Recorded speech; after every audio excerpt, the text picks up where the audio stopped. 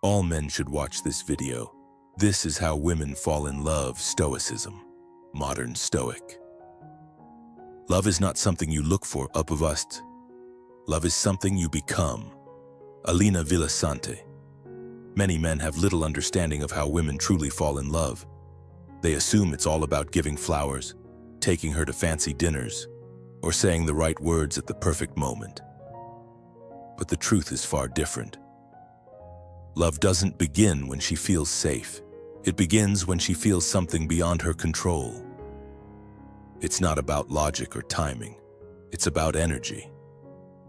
When a woman meets a man who doesn't chase after her, who doesn't feel the need to explain himself or overdo it to impress, that's when something shifts. A man who stays true to himself, who brings silence rather than excuses and presence instead of pressure.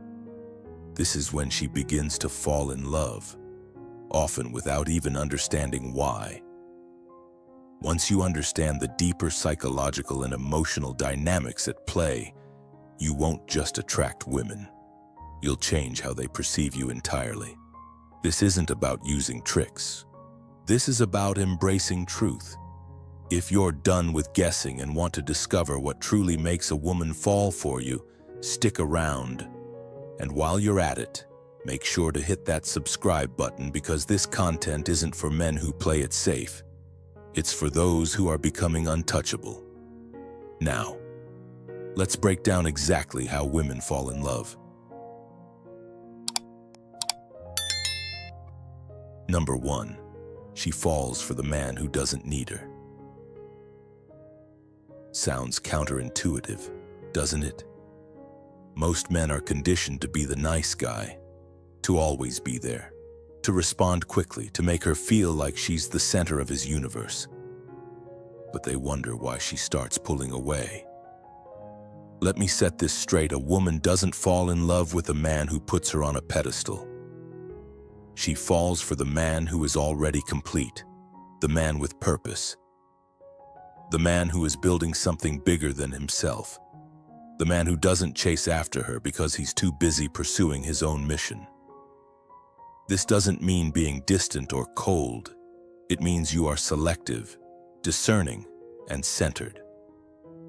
Here's what most men fail to understand: when you don't need her, you become exactly the man she wants. Neediness repels, but independence attracts. She may say she wants attention, validation, reassurance, and yes, to some extent she does, but on a deeper level, what she craves is to feel your gravity. She wants to be pulled into your orbit, not because you need her, but because you're already moving forward, with or without her. Let's be honest. Who is more attractive? The man who constantly asks, "Do you like me?" or the one who barely says a word but walks with quiet confidence as though he is already whole? Women don't want to complete you. They want to join a man who is already complete. That's why the guy who's always chasing, always checking in, always seeking approval gets left on read. But the man who is calm, grounded, slightly detached, that's the one she thinks about when she's lying in bed at night, because there's something about him she hasn't figured out yet. And that's the spark of obsession. In psychology, this concept is tied to status and perceived value. Humans instinctively desire what appears to be high value and hard to attain. If you're always available, always eager, always accommodating, it signals scarcity, not strength. But when you're grounded in your purpose, when your focus is on your goals, your discipline, your peace, it communicates value. More importantly, it invites curiosity. She'll start wondering, what's he thinking about? Why doesn't he chase me like other guys? What's going on in his life that he's not constantly texting me? That's when she leans in. That's when she starts investing in you. And this is exactly what modern Stoic philosophy teaches us: to master ourselves, not others. To remain steady in the face of praise or silence. Seneca once said, "He who is brave is free, And nothing is braver or freer than a man who doesn't fear losing a woman because he's already chosen to never lose himself. When you make her the center of your world, you become small. But when your universe is vast, full of mission, challenge, and meaning, she wants to orbit that world. That's when she becomes emotionally invested in you. Let me give you a practical example. Picture two men. Man A meets a woman he likes. He clears his schedule, cancels his gym routine, stops hanging out with his friends. He responds to her messages immediately, gives lengthy explanations, and constantly asks if she's happy. Then there's man B, who also meets a woman he likes, but he keeps his priorities intact. He doesn't drop everything for her. He gives her space. He lets her wonder where he stands. Now, guess which man triggers her emotions? The second one, every time, because love isn't about availability, it's about energy, it's about polarity. Masculine stillness draws in feminine movement, and that's the blessing of Stoicism. When you embody the essence of the modern Stoic, you live with the unwavering certainty that you are already enough, and that certainty becomes the magnetic force she can't resist. You become a man who doesn't chase, but attracts. And let me tell you this, that is the key to making her fall for you. So, don't chase her. Chase your purpose. Be the man who is grounded in his own value. Be the man who doesn't need validation from anyone, not even from her, and watch how the dynamics shift. That's the power of the old Stoic philosophy and the key to a relationship built on respect, not need. Number 2, emotional tension pulls her in. Love doesn't grow in comfort. It grows in emotional tension, the kind that keeps her guessing and coming back for more. Too many guys rush into comfort by oversharing and constantly proving themselves. But here's the truth. When she knows exactly how you feel, she stops caring. Predictability kills attraction, but when there's tension, when she doesn't know what's coming next, that's when desire spikes. We're not talking manipulation, but polarity. It's about that masculine stillness and emotional self-control. She's drawn to you, not because you're withholding, but because you're not needy. That space between what she feels and what she can't define, that's where attraction thrives. Most relationships lose their fire because the mystery fades. You overshare, confess too much, and rush things. Now it's flat. There's no tension. Think of it like a guitar string, but if it's too loose, it doesn't sound. If it's too tight, it snaps. But when it's just right, it sings. Emotional tension works the same way. It's the right balance of uncertainty that keeps the spark alive. This ties into something called intermittent reinforcement. Unpredictable affection makes it more meaningful. Always texting first or checking in makes you predictable, and predictability kills attraction. Instead, create space. Don't rush to fix things. If she pulls back, don't chase. If she challenges you, hold your ground. Stoicism teaches us emotional control. Epictetus said, "We have 2 ears and 1 mouth so that we can listen twice as much as we speak." Stay centered. Don't spill your emotions and she'll feel that strength.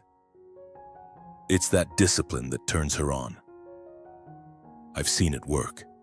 A guy I coached started seeing a woman, but after a few good dates, she went cold. He panicked, texting long emotional messages. It pushed her away. I told him to pull back. 2 days later, she texted him, wondering what he was thinking. The tension returned, and so did she. You don't need to be cold, just stable. Choose when to reveal. Let the moment unfold. Emotional tension makes her lean in. If you find today's content useful to you, don't forget to share your feelings and lessons with us, or simply comment "very cool." It's a great encouragement for our channel makers. Thank you very much. Number 3. Mystery triggers obsession. Let me tell you something crucial if you want to attract and keep a woman's attention. Mystery is the weapon you must wield with mastery. Too many men make the mistake of overexposing themselves too early. They spill their entire life story on the first date, thinking that being an open book will win her over.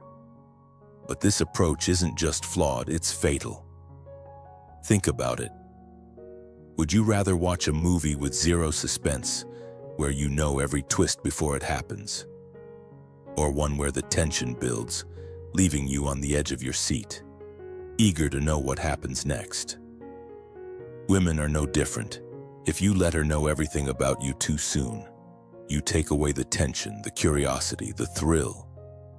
That's not how you build attraction. Instead, you must learn the art of reserve and restraint. As Marcus Aurelius once said, the impediment to action advances action. What stands in the way becomes the way. When you choose to hold back, to be composed and mysterious, you are actively shaping your path to her heart. The trick is not to manipulate her, but to master yourself. When you let her see just enough of you to spark interest but leave much of you unrevealed, you turn the tables. She'll become obsessed with figuring you out. It's not about you, it's about her experience of you, the enigma you become in her mind. Psychology backs this up with something called the Zeigarnik effect. It's simple: people remember unfinished business more than completed tasks. When you leave emotional gaps, her mind fills in those blanks.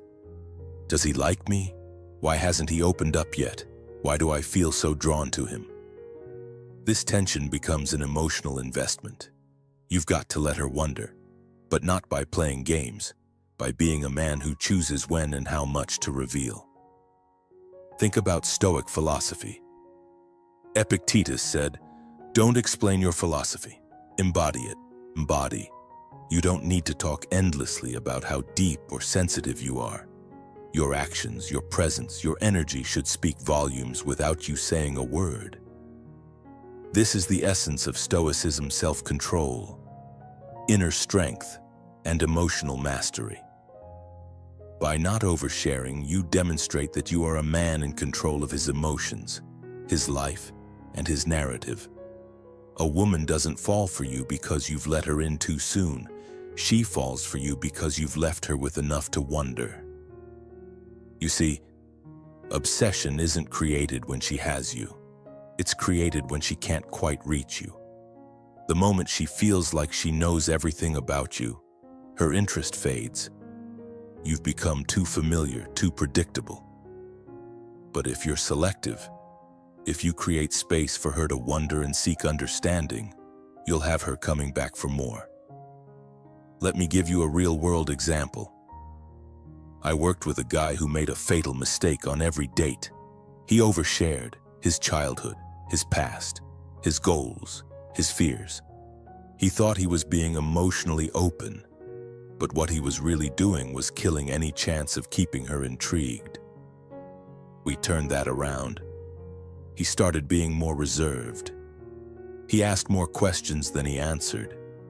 He let silences hang in the air instead of filling them with needless chatter. He didn't rush to explain himself. And the results? His next date texted him later that night, "I don't know why, but I can't stop thinking about you." That's the power of mystery. So that's how you build the spark that leads to obsession. So here's your game plan. Speak with intention, not excess. Give her enough to be intrigued, but don't overwhelm her with too much. Ask good questions and let her talk. Hold eye contact, but don't rush to fill every pause with words. Your energy should speak louder than your story. Let your vibe be felt, not explained. It's not about being fake. It's about being secure in your identity, private and selective. And women crave depth, but they also crave the chase, the pursuit of understanding a man who is not easily understood. Nothing is more magnetic than a man who makes her feel like there's more under the surface, but doesn't just hand it all over on a silver platter. Remember, mystery triggers obsession. If you want her to keep coming back, stop over-explaining and start mastering the art of emotional reserve. Be the man who keeps her guessing.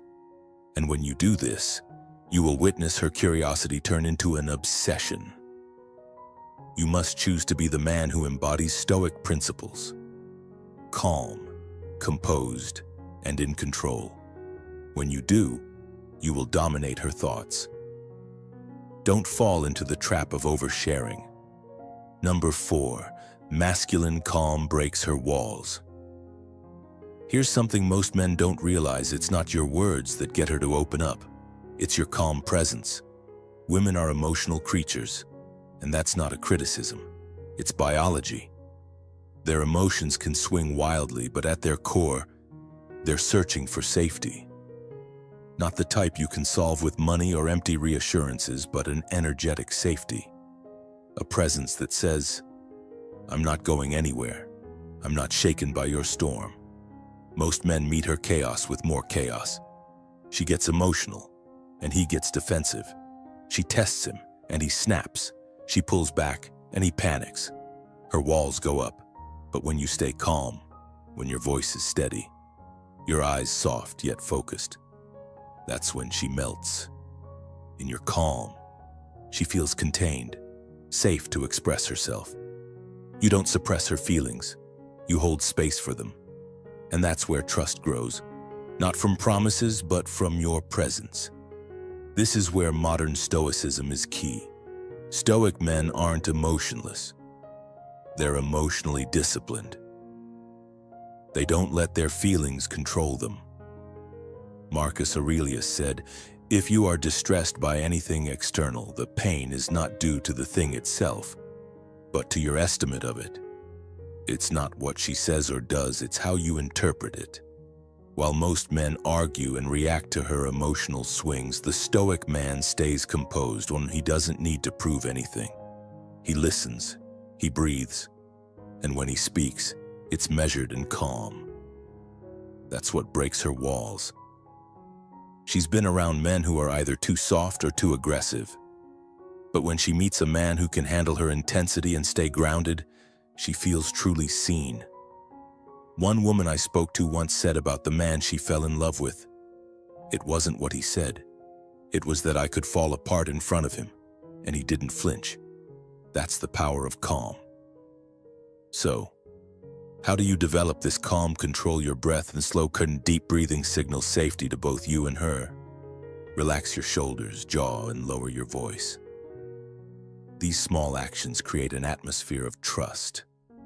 Stop interrupting silence too. Silence gives her space to think, to feel. And lastly, let go of the need to always be right.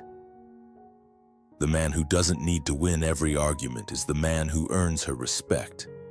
Have you ever felt the shift when you stayed calm instead of reacting? Drop a comment if you've experienced it. And don't miss what's next. How space, not attention, makes her chase you. Number 5, she bonds through earned intimacy.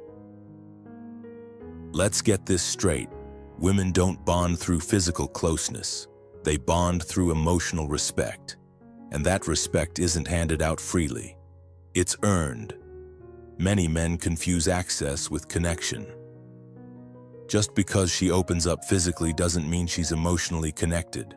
True intimacy takes time. The faster you give it, the less valuable it becomes. We live in a world of oversharing, but real intimacy happens in private, built over time.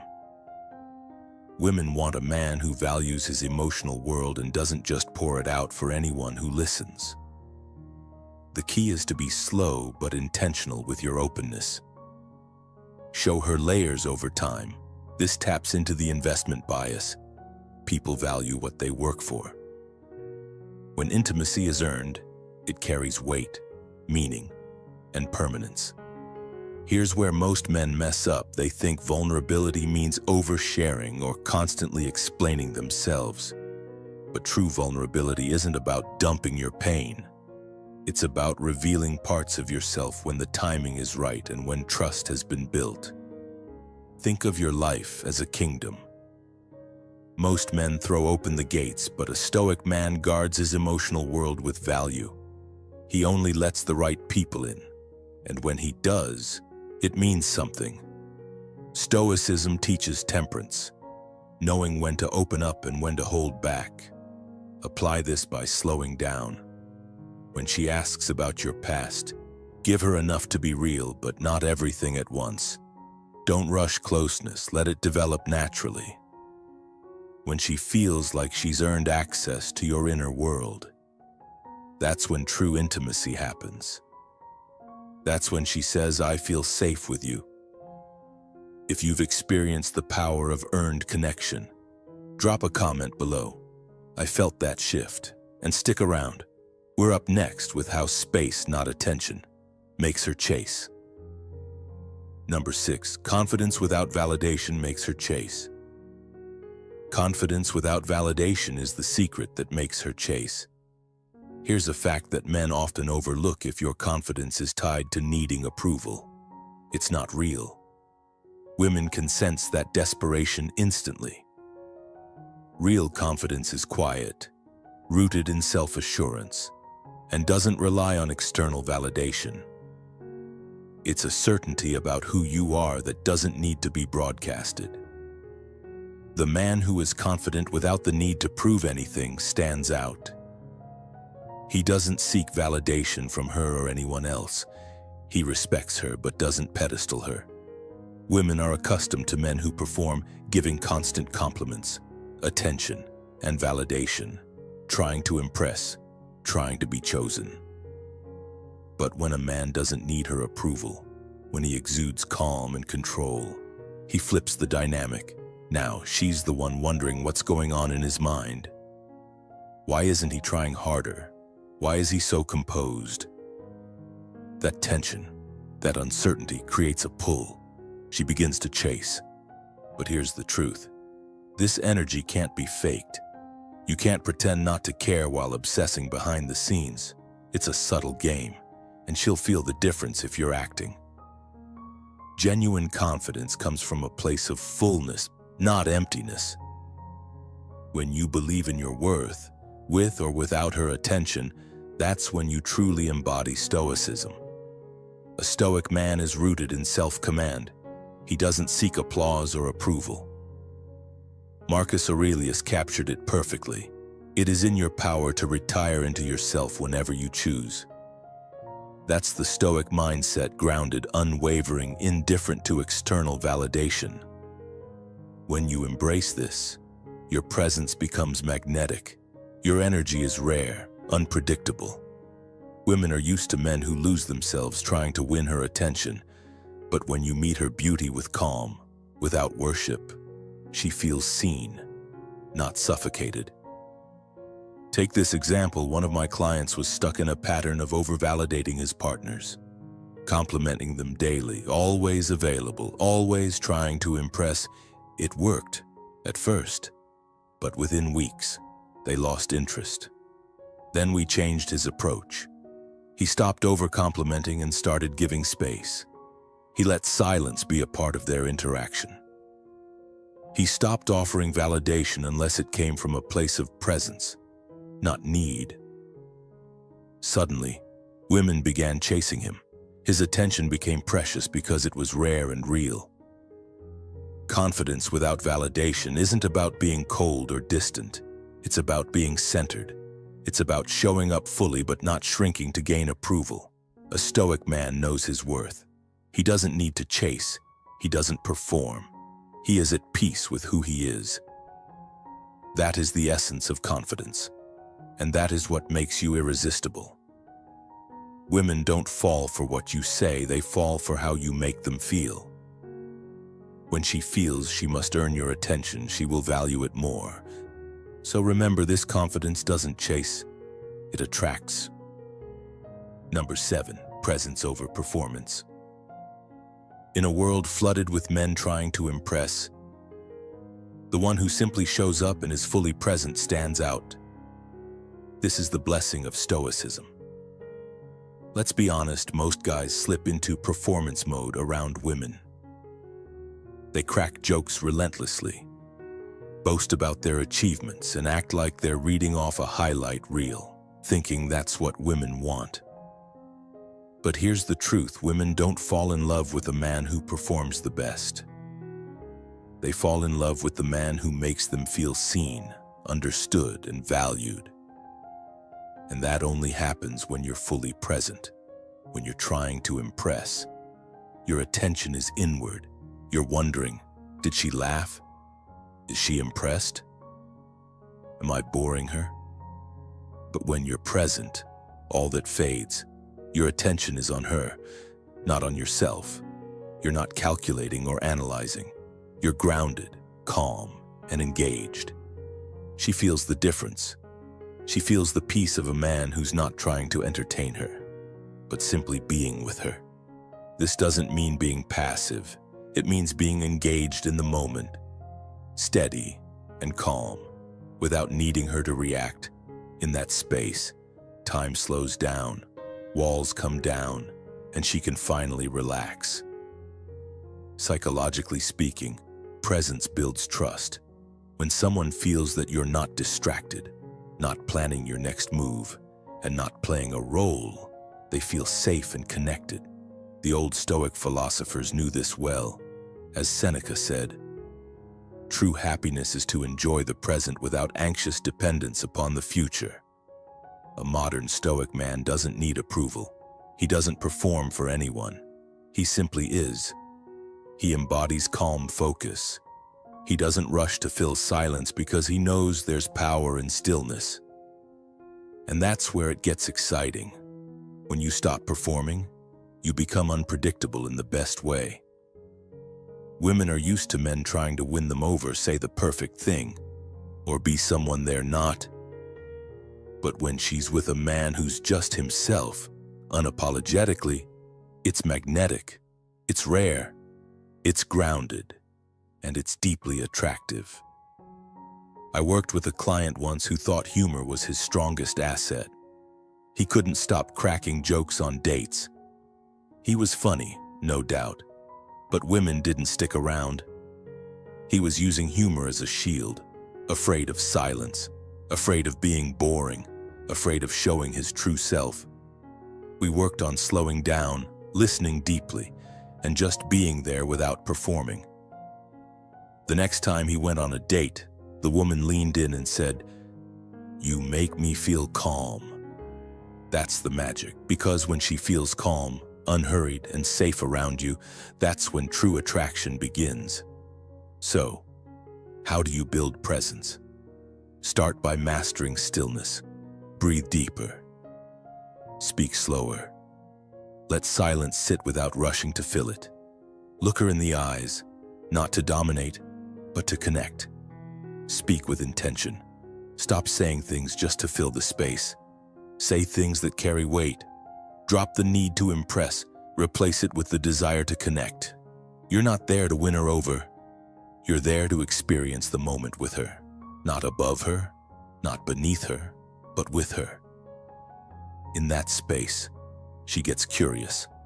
She leans in. She's meeting the real you, and that's the guy she remembers. So, embrace your inner Stoic. Drop the performance. Presence wins. If you found this valuable, comment below, and share it with someone who could benefit. Don't forget to subscribe for more wisdom. Comment to remember I am present, grounded, and magnetic. This statement embodies the essence of what it means to attract someone authentically, simply by being present and grounded in the moment. Drop a comment to let us know that you are embracing this mindset in your life today. Number 8.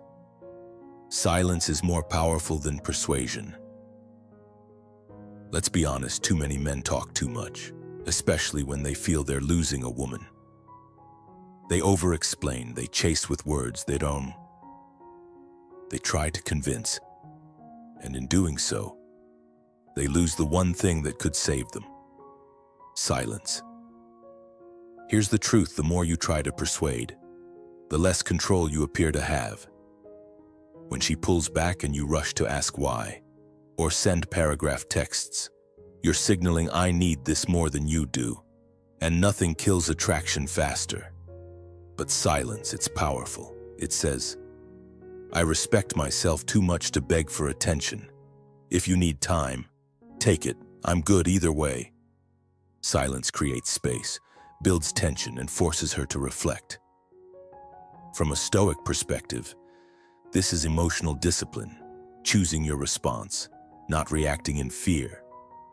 Marcus Aurelius said, "The best answer to anger is silence." Sometimes the best answer to confusion or distance is also silence. Imagine she pulls away. Most men panic and chase. But if you stay silent, grounded, and unbothered, it forces her to reflect. She starts asking, "Did I just push away a man who respects himself?" Now she's the one questioning. Silence isn't stonewalling, it's restraint. It shows her the value of your presence. The Stoic man knows that if it's real, it won't need convincing. If she values him, his silence speaks volumes. So, don't fill space with desperate words.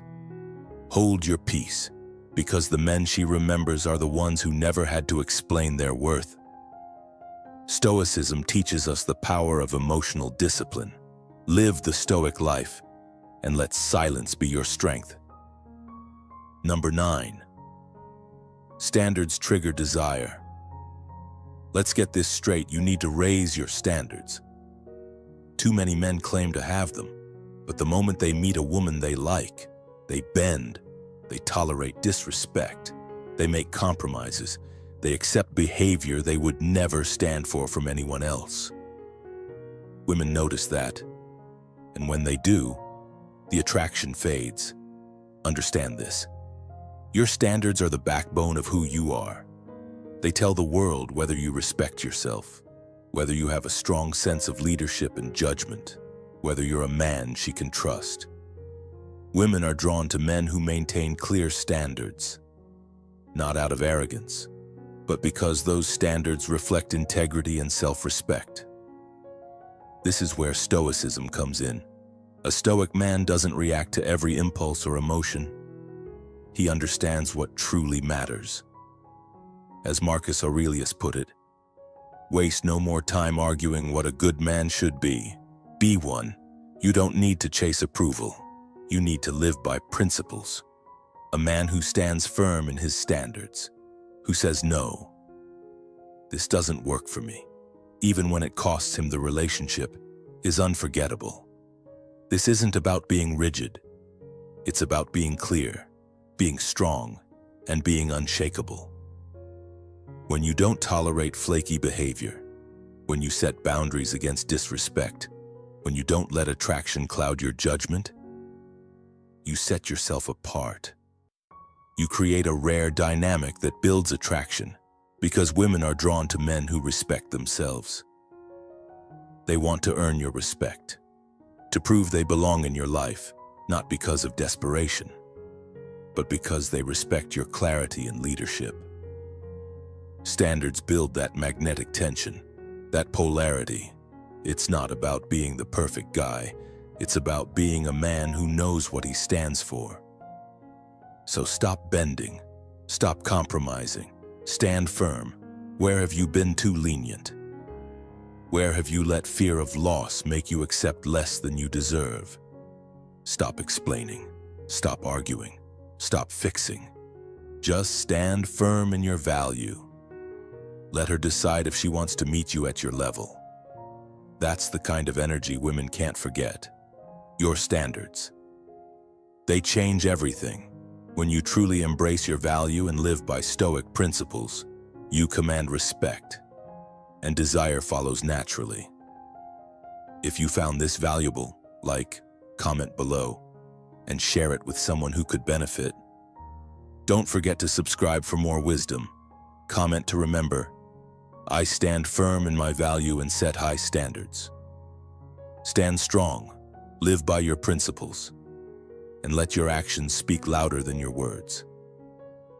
Let us know in the comments how setting boundaries has transformed your relationships.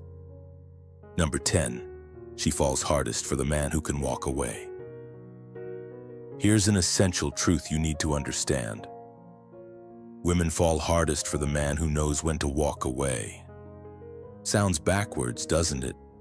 But that's exactly what makes it so powerful. Most men make the fatal mistake of thinking that giving more, being more available, more invested, more clingy, is the way to win a woman's heart. They overcommit, they overexplain, they overinvest. They fall so deep that their happiness starts to depend on her choosing them. And once she senses that, it's over.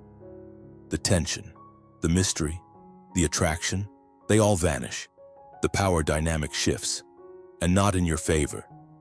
But the man who can walk away, who values himself enough to leave when things don't feel right, is the one she can't forget. His attention is earned, never assumed. His presence is a blessing, not a guarantee. You see, this isn't about playing mind games. It's about understanding your own worth so deeply that no relationship, no matter how tempting, can shake your core. This is the blessing of Stoicism. The ability to remain centered in yourself, no matter the circumstances. When you carry this kind of energy, everything changes. Women start to self-reflect. They pay attention to their own actions because they know that if they cross your boundaries, if they disrespect your truth, if they stop showing up fully, you'll walk away. Not dramatically, not to punish, but with quiet certainty. You'll leave because your peace is non-negotiable. Your approval isn't something to be earned at the expense of your own dignity. This is where the old Stoic wisdom comes into play. A true Stoic man doesn't cling, doesn't beg, doesn't chase. He's rooted in his principles. He knows when it's time to let go, whether it's a relationship, a job, or any situation that threatens his inner peace. A Stoic man walks away not out of pride or ego, but because it's out of alignment with his truth. Seneca wisely said, "It is not the man who has too little, but the man who craves more that is poor." Craving approval, love, or attention so desperately that you lose yourself in the process. That's what poverty of spirit looks like. A man who can walk away is rich in self-worth. He's wealthy in inner peace. He's unshakable. And ironically, that's exactly what makes a woman fall harder for him. Why? Because he's not replaceable. He's not one of those guys who sticks around no matter how she behaves. He's got options. He's got clarity. He's got strength. And none of that can be manipulated, controlled, or predicted. In that space of healthy detachment, something extraordinary happens. She starts to earn him, not because he demands it, but because his presence requires it. He's the rare man who doesn't fold. He stands tall, quietly saying, "I'm not here to convince you. I'm here to connect. But if that's not what you want, I'll walk away with my dignity intact." And when you show her that, when you show her that you can walk away, not out of coldness, but out of clarity, that's when she sees you in a different light. That's when she trusts you. Because if you can walk away from her, you won't abandon yourself. And that's what makes her fall hardest. Not your charm, not your looks, not even your attention. It's your freedom. Freedom means you're there by choice, not out of fear, not out of need. You chose her, not because you don't have options, but because you value yourself enough to make that choice. That is the essence of modern Stoicism, and there's nothing more powerful than that. And that's the secret. Hey, I really appreciate you sticking with me through this entire video. If you've made it this far, you're not like most men. You're the kind of man who thinks deeper, who chooses clarity over chaos, who doesn't just want a relationship. You want self-mastery, respect, and something real. And that's exactly what we're building here. If you're serious about leveling up, this is the place to be. Thank you for your time, focus, and discipline to sit through all 10 parts. I know it wasn't easy, but you did it, and that says a lot about your character. Here's a thought to leave you with. Remember, she doesn't fall for the loudest man in the room. She falls for the man who lives by his standards, who holds the silence, and who chooses himself first. Thanks again for watching. I'll see you tomorrow.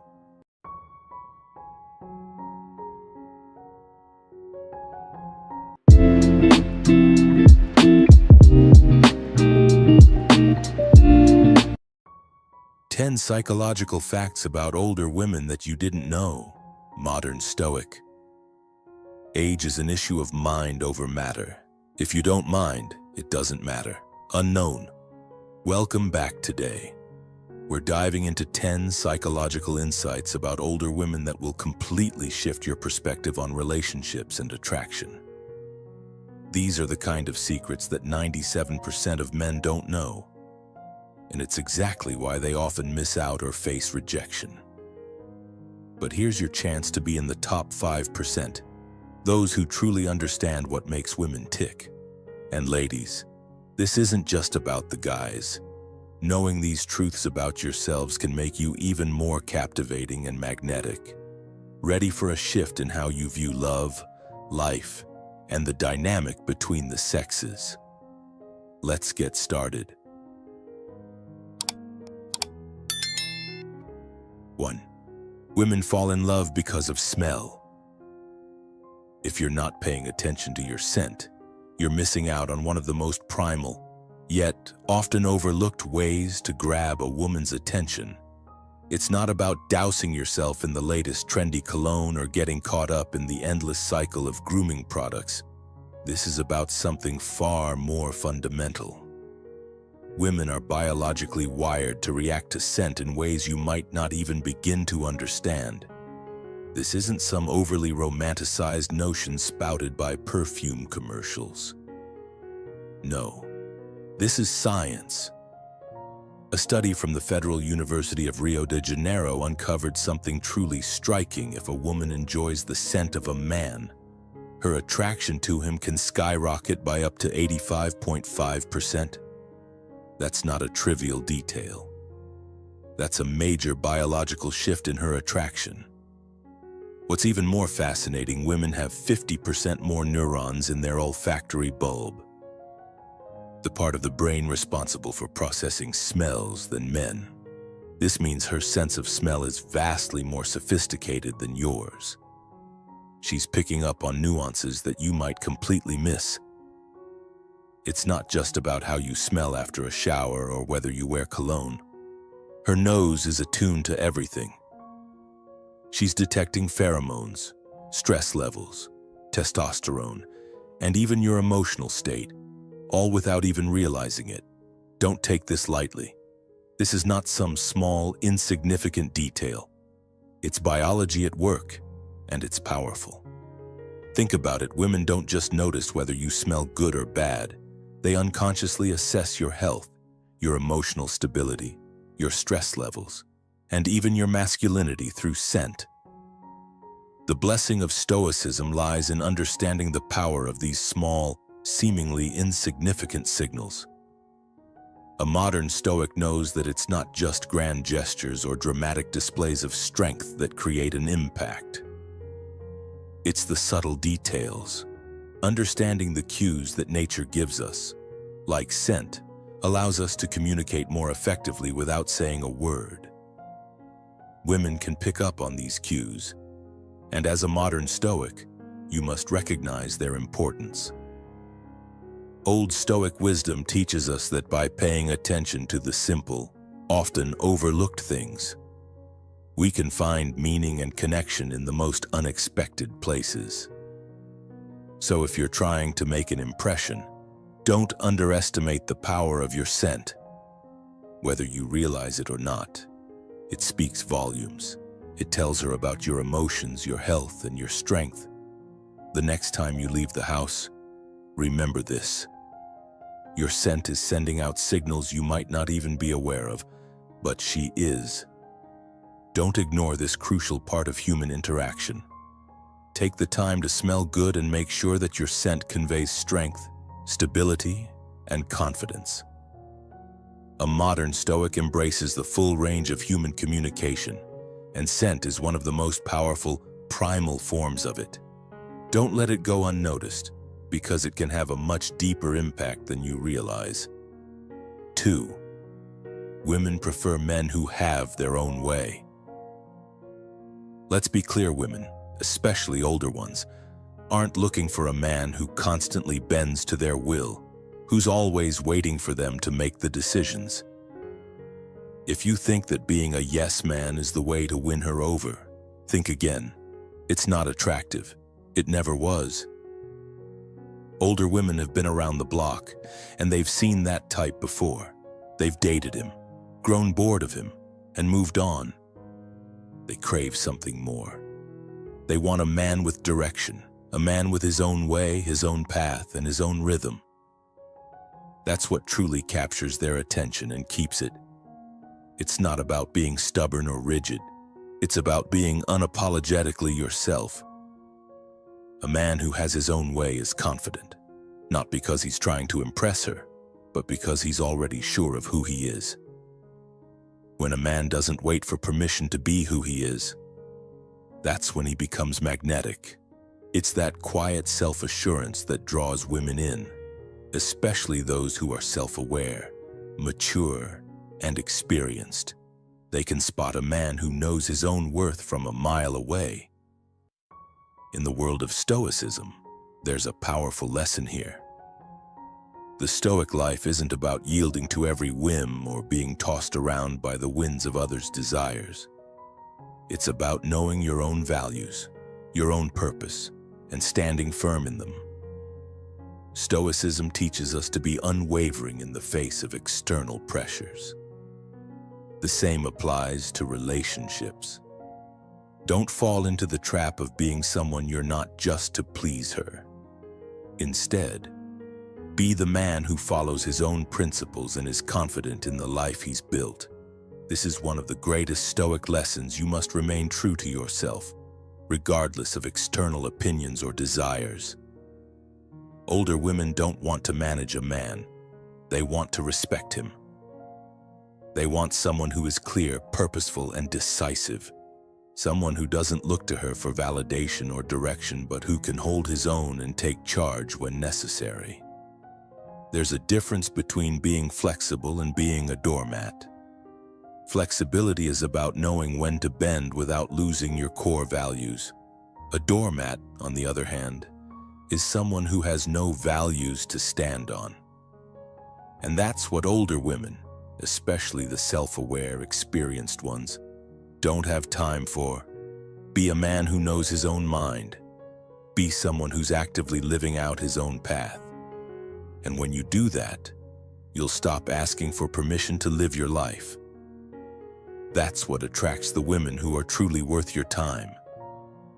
Don't fall into the trap of thinking that being agreeable or malleable is the key to her heart.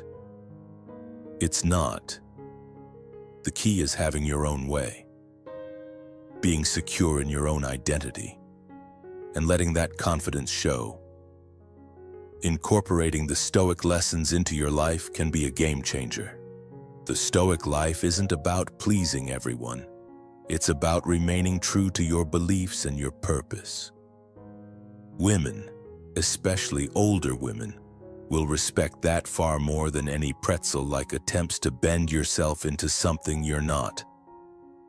Be yourself, and be unapologetic about it.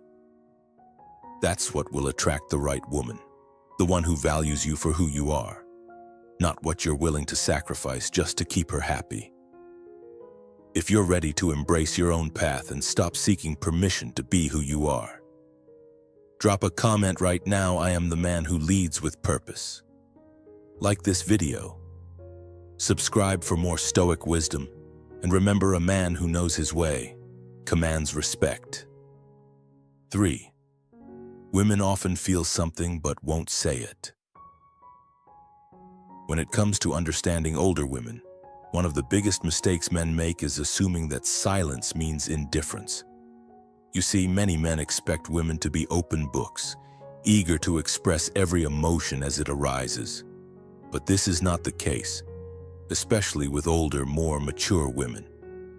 The biggest error you can make is thinking that if she isn't talking about her feelings, she's not feeling anything at all. Silence does not signify apathy. In fact, often, the more deeply she feels, the quieter she becomes. This is not a flaw. It's a refined practice developed over years of experience, emotional growth, and self-awareness. These women have learned to control their emotional expressions because, over time, they've realized that not every feeling needs to be spoken out loud. As Marcus Aurelius, the Stoic philosopher, wisely said, "The happiness of your life depends upon the quality of your thoughts." This wisdom can be applied to relationships, especially when interacting with women who have reached a certain level of maturity. They do not need to voice every feeling or share every thought. They possess the strength to carry their emotions with dignity and self-control. This doesn't mean she isn't feeling anything. It means she's learned to manage her emotions with poise. As Stoic principles teach, to understand her, you must approach her with patience and awareness. Don't make the mistake of assuming that because she's quiet, she's unaffected. Her silence is not a void, but a complex expression of internal strength. You must be able to read between the lines. The older woman has learned to maintain control over her emotional expression, but she has not lost her ability to feel deeply. You must understand that her silence is often more profound than any words could convey. This is where modern Stoicism can guide you. Pay attention to her body language, her subtle changes in expression, and the quiet nuances that tell you more than any words could. You must become perceptive, seeing beneath the surface, because there is a lot happening beneath that calm exterior. Older women have faced many life challenges which have shaped them into the strong, composed individuals they are today. They've learned the art of emotional restraint and how to harness the power of silence. But silence is not the absence of emotion. It is often the result of immense emotional depth. You must understand this. This is why it is crucial for you to develop emotional intelligence. Don't look for every feeling to be explicitly voiced. Don't expect her to share every detail. Instead, observe, listen, and watch her actions. Embrace the Stoic wisdom that guides us to understand the world as it is, not as we want it to be. Silence is an integral part of the human experience. And in relationships, it can be a window into a deeper understanding of each other. Let's be clear, this is not about playing games or being manipulative.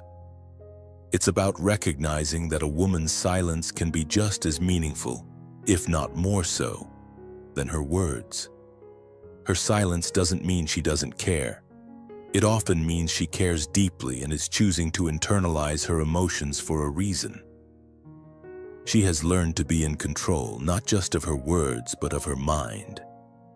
The Stoic principle of mastering oneself becomes apparent here. She has mastered the art of not reacting impulsively to every emotion, and instead, she processes them calmly, internally. She knows her power lies in her ability to control her response to the world around her. And this should be an opportunity for you to reflect on your own emotional control. In modern life, we live in a world where immediate reactions are often expected. We've been conditioned to want instant feedback. But the real strength lies in stillness and self-restraint. As Marcus Aurelius also said, The best revenge is to be unlike him who performed the injury. This means that your response to her silence should not be one of frustration or impatience, but of understanding. You must learn the power of stillness, of allowing her to be who she is, and responding to her in a way that shows you understand and respect the depth of her emotions. You must embrace the challenge of being present in the moment, without rushing for words, and learn that silence can be a profound communication in itself. To navigate relationships with older women, you must embody the Stoic principles of patience, awareness, and self-control. You must be perceptive, look beyond the surface, and understand that not every emotion needs to be spoken. Silence is not the absence of feeling. It's often a deliberate, powerful expression of inner strength and understanding. So don't make the mistake of assuming silence means nothing. Silence often means everything. You must become attuned to it, observe it, respect it, and most importantly, recognize that a woman's silence can reveal far more about her than her words ever could. 4. Women are attracted to men who are pre-selected. Let's get straight to the point. Older women know what they want, and they've been around long enough to spot a real catch. Now, here's something that might surprise you. Women are attracted to men who are pre-selected. Don't roll your eyes, this isn't some theory. It's straight-up psychology. Picture this: a man walks into a room full of strangers. No one notices. Now, picture a second man entering the same room. But this time, he's flanked by 2 women laughing, touching his shoulder, and clearly enjoying his company. Suddenly, everyone's head turns. What happened here? That's not by chance. That's the power of pre-selection. It's one of the most potent subconscious triggers when it comes to female attraction, especially for older women. Why? Because older women, who are often more emotionally attuned and socially savvy, recognize this instantly.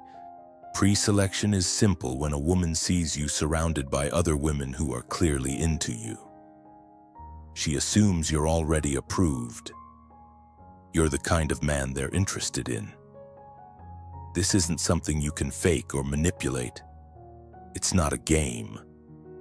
It's an aura you carry because of your experiences. Then pre-selection doesn't rely on flashy moves or tricks. It's about living your life in a way that others naturally gravitate towards you. And let's be clear, women, especially older ones, aren't fooled by the facade. They see through the surface and can tell when something is real. This is where the blessing of Stoicism comes in. The old Stoic approach, staying calm, confident, and content with who you are, attracts attention in a way that nothing else does. You must embody this. You can't fake it. So, remember, next time you walk into a room, don't be that guy who's desperately trying to get noticed. Be the man who's already had the approval of others, who doesn't need to prove anything. That's the essence of pre-selection, and that's what makes older women take notice. If you've made it this far, you're already understanding a powerful truth. Women, especially older women, are drawn to men who have already earned the approval of others. It's not about tricks or faking it. It's about living with confidence and authenticity. You must become the man who's already pre-selected, someone who doesn't need to prove his worth. Now, let me ask you this. Are you ready to step into that role and embody true attraction? Comment below, I am the man who's already approved, if you're ready to embrace this powerful truth and take action. 5. If she teases you, she's interested. Let's clear something up once and for all. If she teases you, she's not rejecting you. She's interested. This is a critical lesson, one that can save you from unnecessary confusion. Older women, in particular, tend to be much more subtle and strategic in how they express their attraction. Their emotional intelligence has been honed over years of life experiences, and they know exactly how to let you know they're intrigued without laying it all out on the table. When she throws a playful jab at your shirt, mocks your choice of music, or lightly dismisses your attempt at humor with a grin, don't take it to heart. This isn't an attack on you, it's an invitation. Yes, you heard that right. Teasing, especially from older women, is often the very first step in the flirtation process. It's not a direct compliment, nor is it a confession of feelings. It's a playful challenge, a little game to see how you respond. Now you might be tempted to think, she doesn't like me. But that's where you're wrong. You must understand that teasing is part of the Stoic life of older women. It's a way to gauge your confidence, to test how well you handle a little playful pushback. These women don't want you to fold under pressure. They want to see if you can roll with the punches, laugh it off, and show that you can take a joke. They're not looking for someone who is easily offended or overly serious about small things. They want to know that you can stand tall in the face of teasing, that you can keep your cool. Think of it as a Stoic lesson in action. They're teaching you how to remain unshaken by little distractions and challenges. If you show that you can maintain your composure rather than letting a teasing remark knock you off balance, you'll be much more attractive to her. Remember, the Stoic life is all about controlling your reactions and not letting external circumstances dictate your mood or confidence. You must be steady, unwavering in your self-assurance, and able to laugh at yourself. When you do this, you'll naturally rise above the noise and intrigue her even more. That is how you show you're worth her time and attention. So, the next time she teases you, don't react with defensiveness or frustration. Embrace it, smile, play along. This is her way of saying, I'm interested. Show me what you're made of. The more you understand this, the more you'll see how Stoicism plays into the dance of attraction. It's not about power games or grand gestures. It's about being calm, collected, and emotionally strong in the face of whatever comes your way. If you can embody this, you'll be unstoppable. So, don't shy away from the teasing. Step into it, rise above it, and see where it leads you. 6. Women prefer men who understand their unspoken language. In the world of relationships, especially when it comes to older women, understanding the unspoken is a skill every man must master.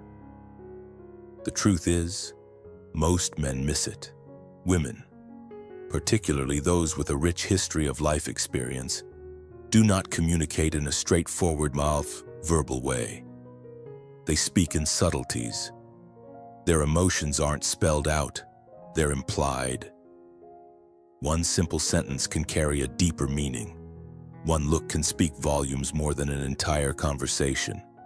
They change their tone, their body language shifts, and a simple pause can convey more than you could ever articulate in words.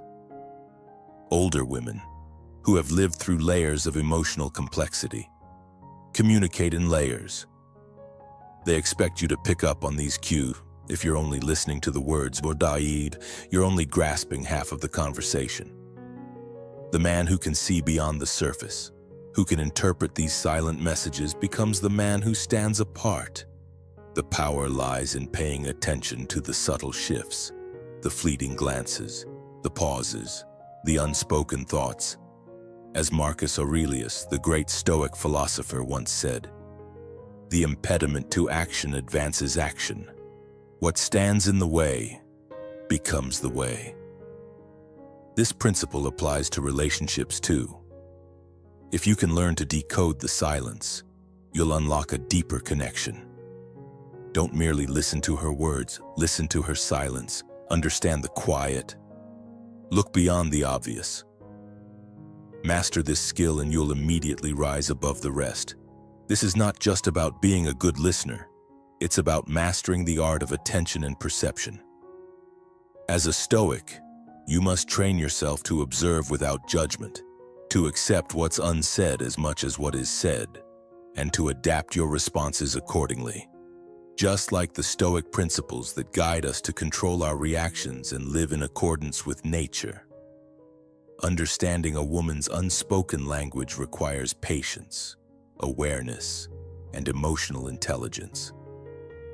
If you approach relationships with a Stoic mindset, focused on self-discipline and mastery of your emotions, you will connect with her in a way most men never will. So don't miss it. Be present, be aware, and listen beyond the words. If you found this valuable, like, comment below, and share it with someone who could benefit. Don't forget to subscribe for more wisdom. Comment to remember, I am an attentive and perceptive man who understands the unspoken. 7. Women are particularly concerned with their appearance during intimacy. Let's talk about something many men often miss.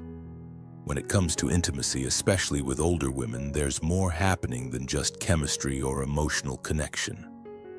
Many women, particularly those who've lived a few decades, are deeply aware of how they look in intimate settings.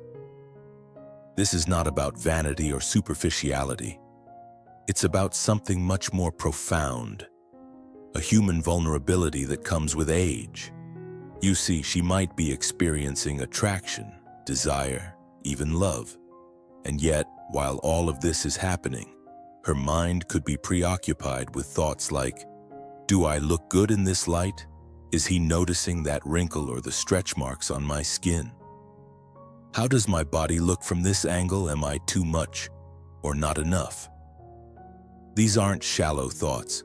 They're reflections of her biology, the natural effects of aging, and the quiet insecurities that can rise to the surface despite her vast emotional and psychological maturity.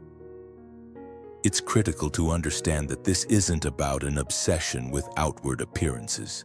It's about something more fundamental.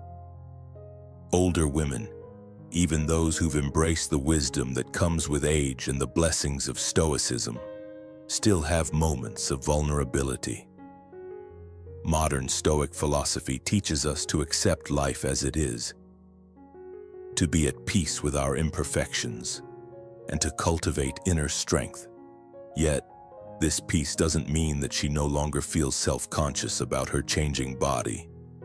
In fact, it's the depth of that peace that allows her to recognize, confront, and sometimes even challenge those little insecurities.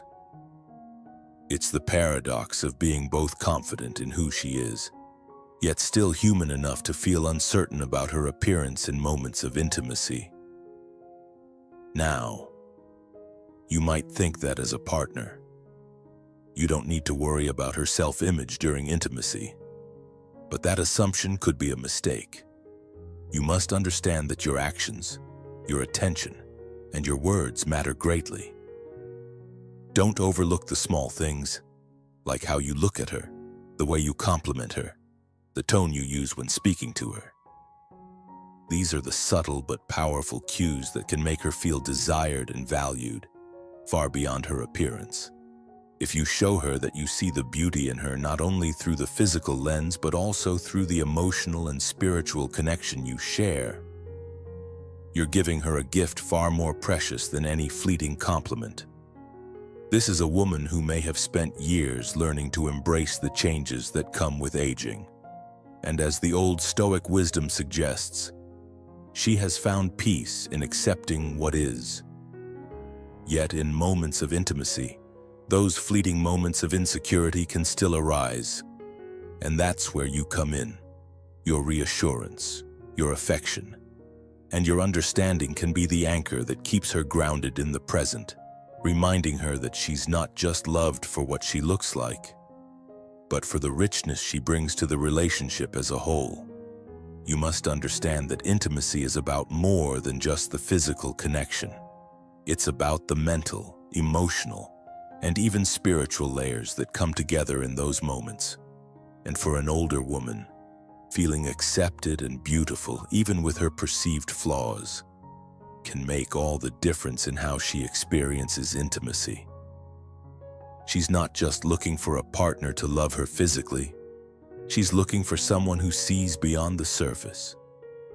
She wants someone who can give her the space to feel safe enough to let go of those insecurities, even if only for a moment. It's about acknowledging her as a whole person, understanding that her mind, her heart, and her soul are just as important as her physical form. When you do this, you allow her to embrace her own beauty, not in the perfect airbrushed way society often demands, but in the real, raw, and honest way that comes with age and experience. And that, my friend, is the true essence of intimacy.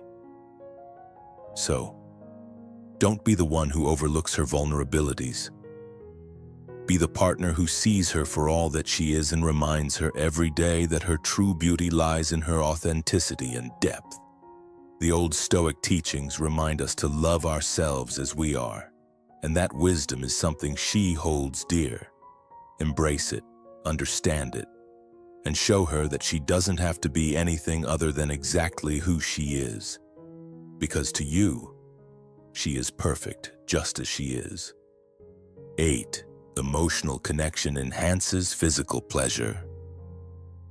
Let's get straight to the point.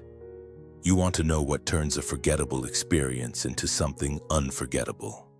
It's not about your moves or the perfect technique. It's about connection, a real deep emotional connection. That's what makes the difference. Forget the fluff. When it comes to older women, the truth is simple. The spark you feel isn't purely physical. It's the energy between you two. How you make her feel in that moment, emotionally, mentally, and even spiritually, determines the depth of the experience. Most men, however, are so focused on the act itself, they forget about the atmosphere that surrounds it. They think the magic happens just because of physical attraction. But that's only part of the equation. Don't be that guy who thinks it's all about getting the moves right. No. The real pleasure comes from the space you create between you and her. That energy, that vibe, it can't be faked. You must understand the true intimacy, the kind that stays in her mind and heart, comes from a deeper connection.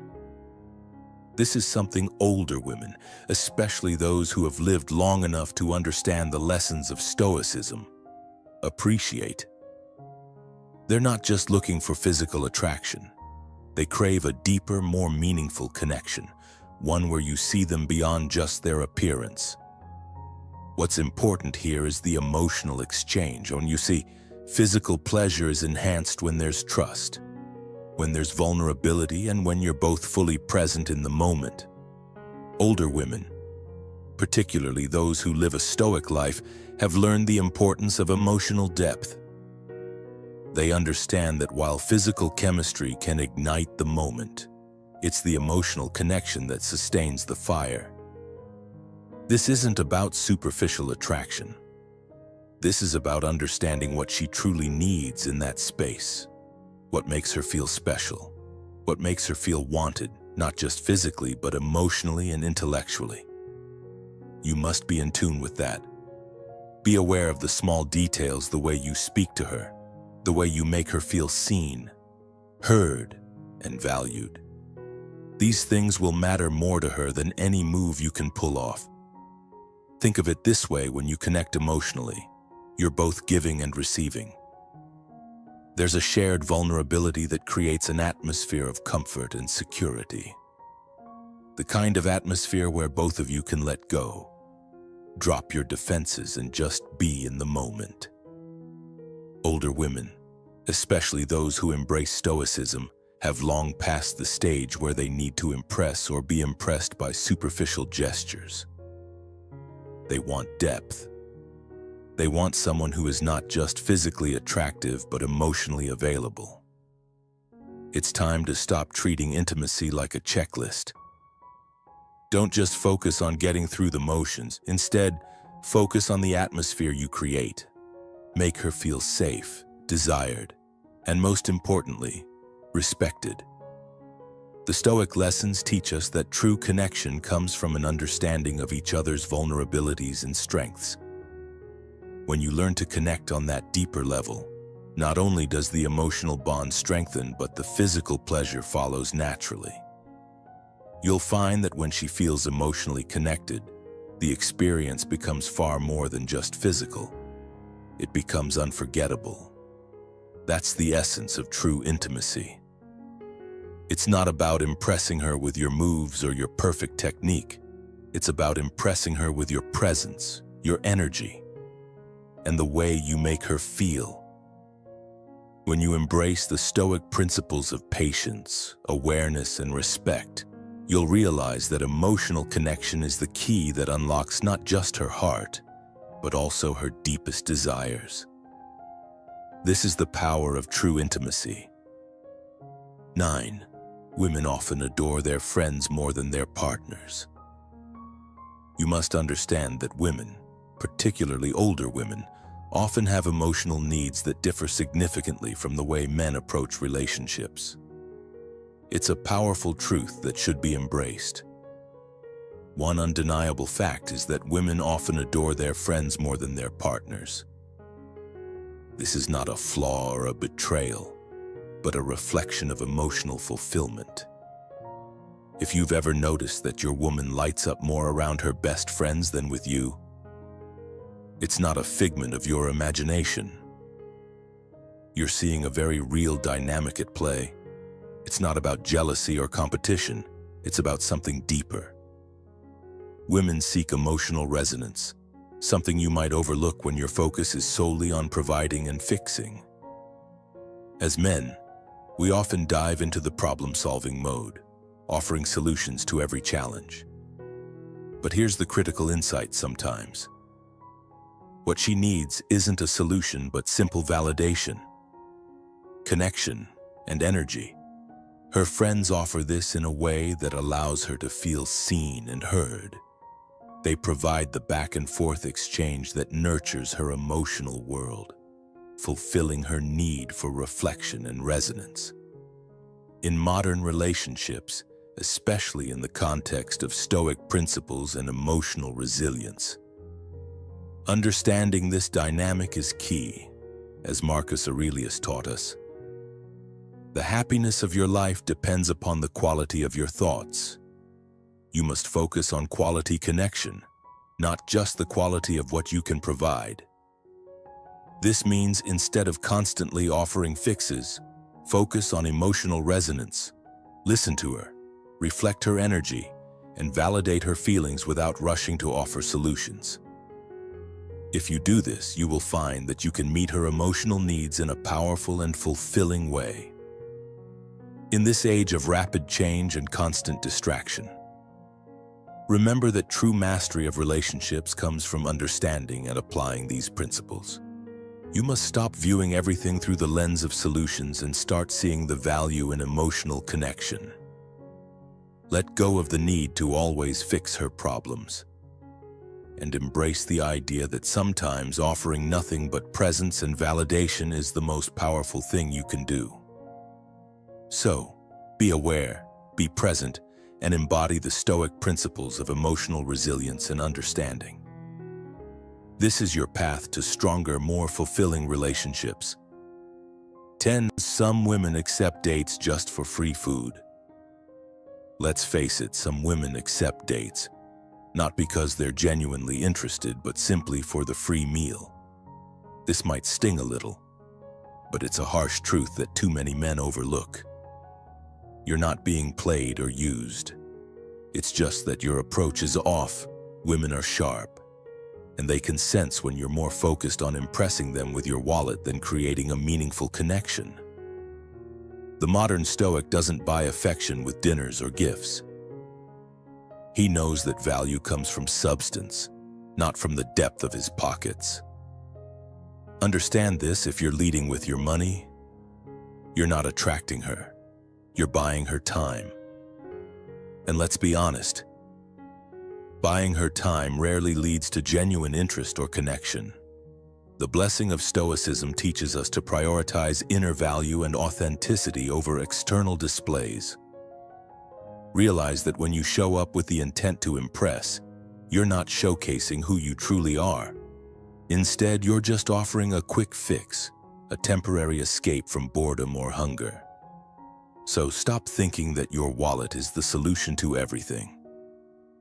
The older Stoic knows that charm, humor, and genuine connection are far more valuable than any meal or fancy gesture. That is the secret. Stop using your wallet as a tool to win someone over. Be real, be authentic, and you'll find that the true connection you seek will follow.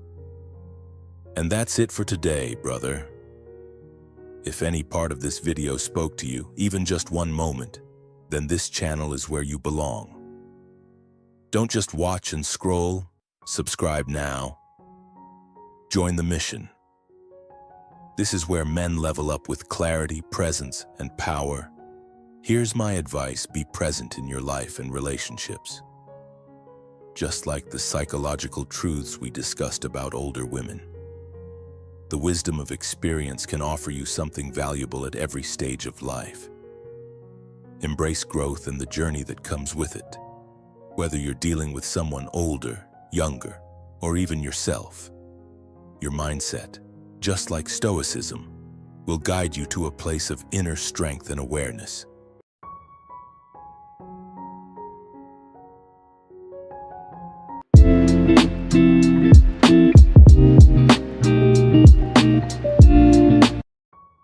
These are clear signs that she wants to be approached. Modern Stoic. Welcome to our channel. It's Blessing of Stoic, where you discover insightful wisdom from Stoic philosophers to help you live a happier and more fulfilling life. Today, we're diving into a topic that many men find themselves pondering in silence. How do you know when a woman wants you to approach her? Women often communicate their interest in subtle, non-verbal cues. These signals can be easy to overlook if you're not familiar with what to look for. A glance, a gesture, a change in her tone. All of these can carry meaning. Without the right understanding, however, it's easy to mistake a friendly gesture for a flirtatious one or even miss an opportunity altogether. In this video, we'll explore 6 clear signs that indicate a woman may be open to you approaching her. These aren't grand or dramatic gestures. Rather, they're often small, intentional actions that subtly signal, "I see you and might be interested in connecting." Learning to read these cues isn't about playing games. It's about cultivating the ability to read comfort, interest, and social dynamics in a way that is both respectful and confident. Whether you're at a social gathering and enjoying a coffee shop moment, or catching someone's eye from across the room, these insights will empower you to recognize when it's the right moment to take a step forward. Stay with us until the end, as we'll also share tips on how to respond in a way that ensures both of you feel comfortable and respected. Let's dive into it. Number 1. The look and look away. In the world of human connection, sometimes it's the unsaid that speaks the loudest, and that's where the blessing of Stoicism comes into play. There's a certain magic in a glance, an ancient silent language that speaks volumes. When a woman makes eye contact with you, lingers just a second too long, then swiftly turns away, she's not merely being polite or practicing social decorum, she's offering a glimpse into something deeper. This is no ordinary look, it's a test, a question posed without words, a silent invitation to come closer. That fleeting smile she flashes before diverting her gaze is not an accident. It's a strategy, a subtle dance between awareness and curiosity. Pay attention, because if you miss it, you risk losing the chance to engage with something real. It's one of those rare moments where the modern Stoic must shine, recognizing what's been quietly placed before them. The look and look away isn't just a playful gesture. It's a deliberate signal that she's testing the waters.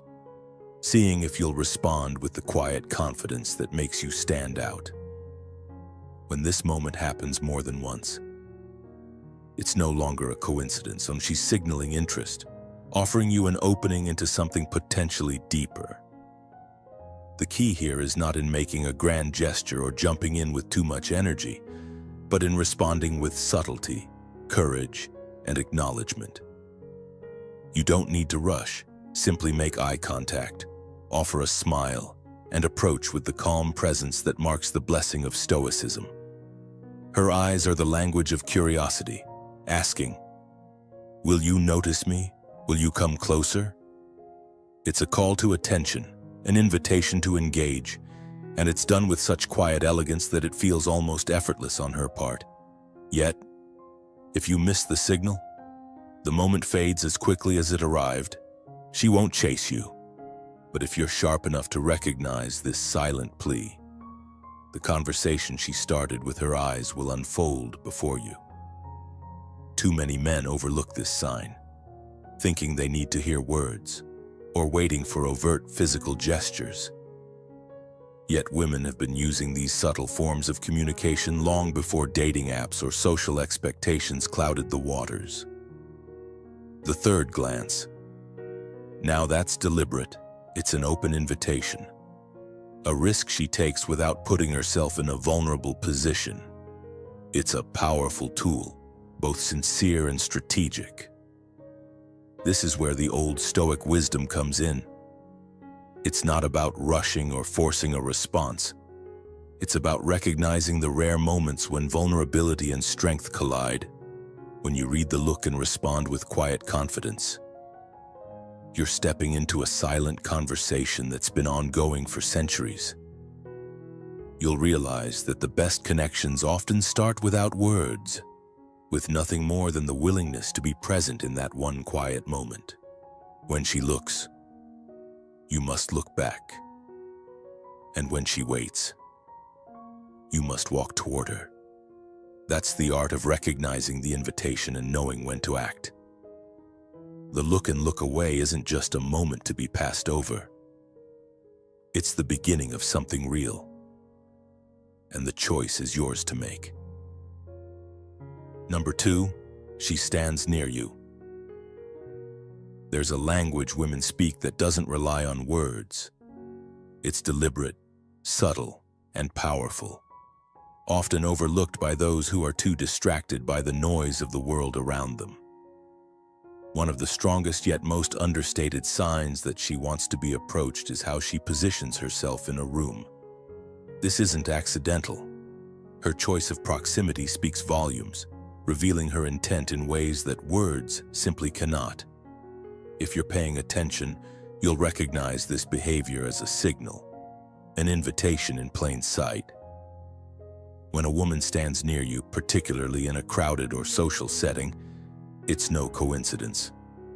She's placing herself just within reach, not so close that it feels intrusive, but close enough to be noticed.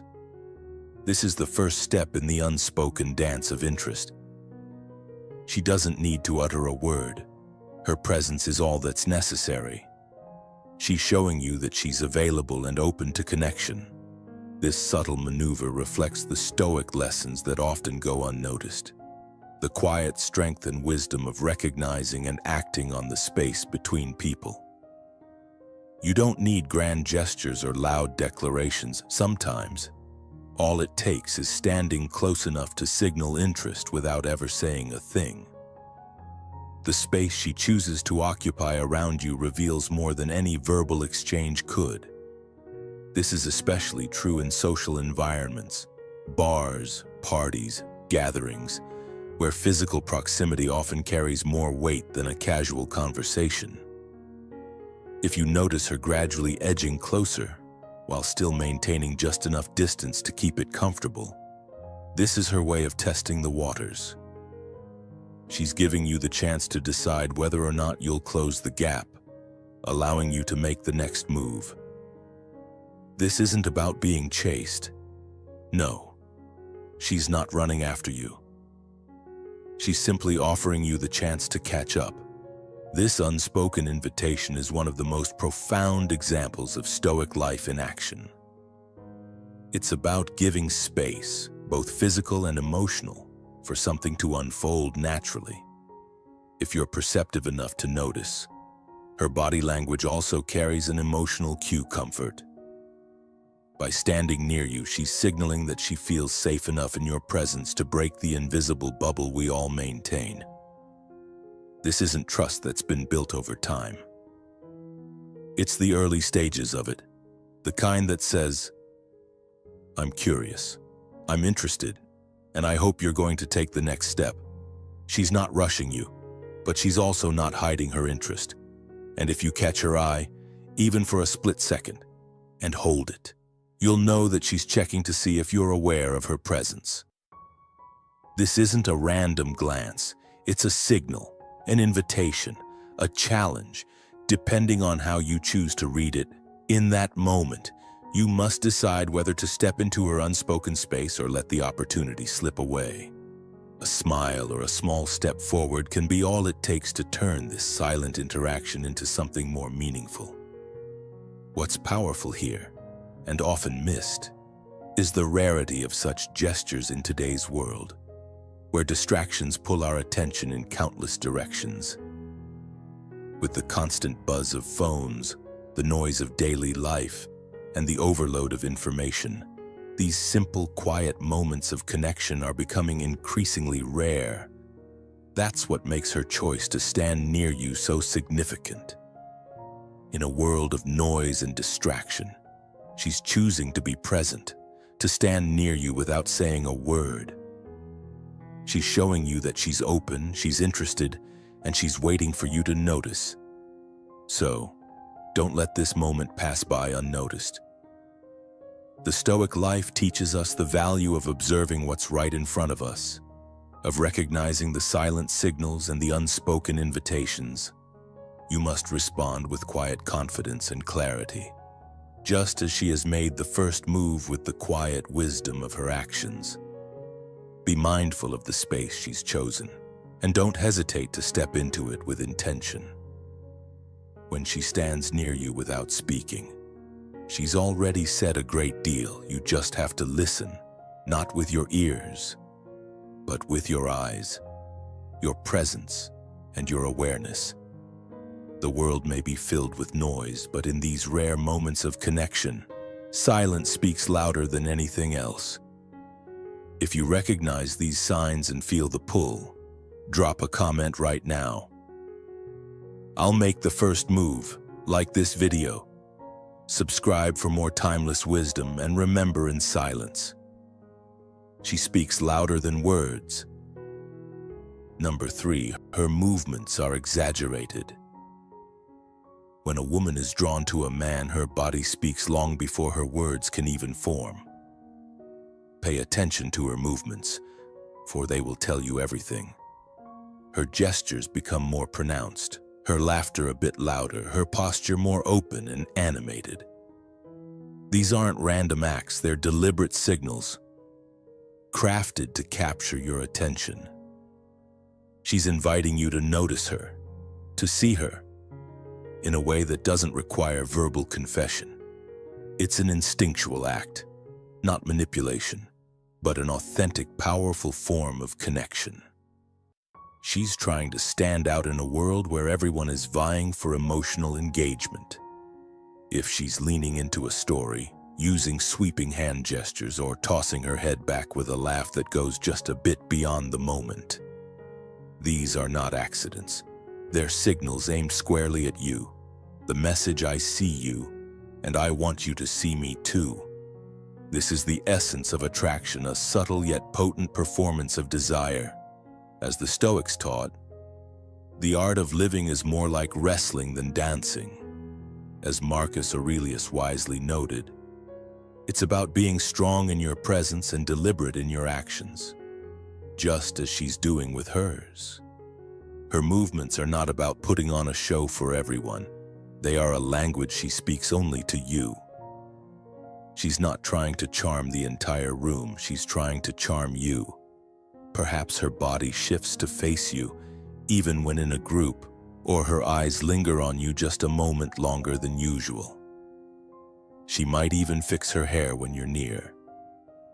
These cues aren't there to manipulate you, but to signal her desire for connection.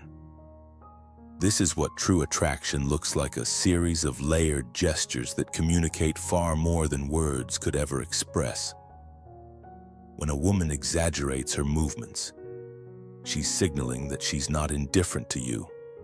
In fact, she's interested. These aren't just flirtations, they're invitations to connect, an opening for something deeper. A man must be sharp enough to recognize these signs. Don't merely see the animated gestures. Ask yourself, who is she performing for? Is she mirroring your energy?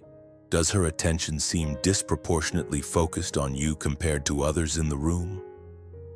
If the answer is yes, then you've caught her in the act of trying to forge a connection with you. The Stoic principles remind us that life is about awareness, seeing what others fail to notice.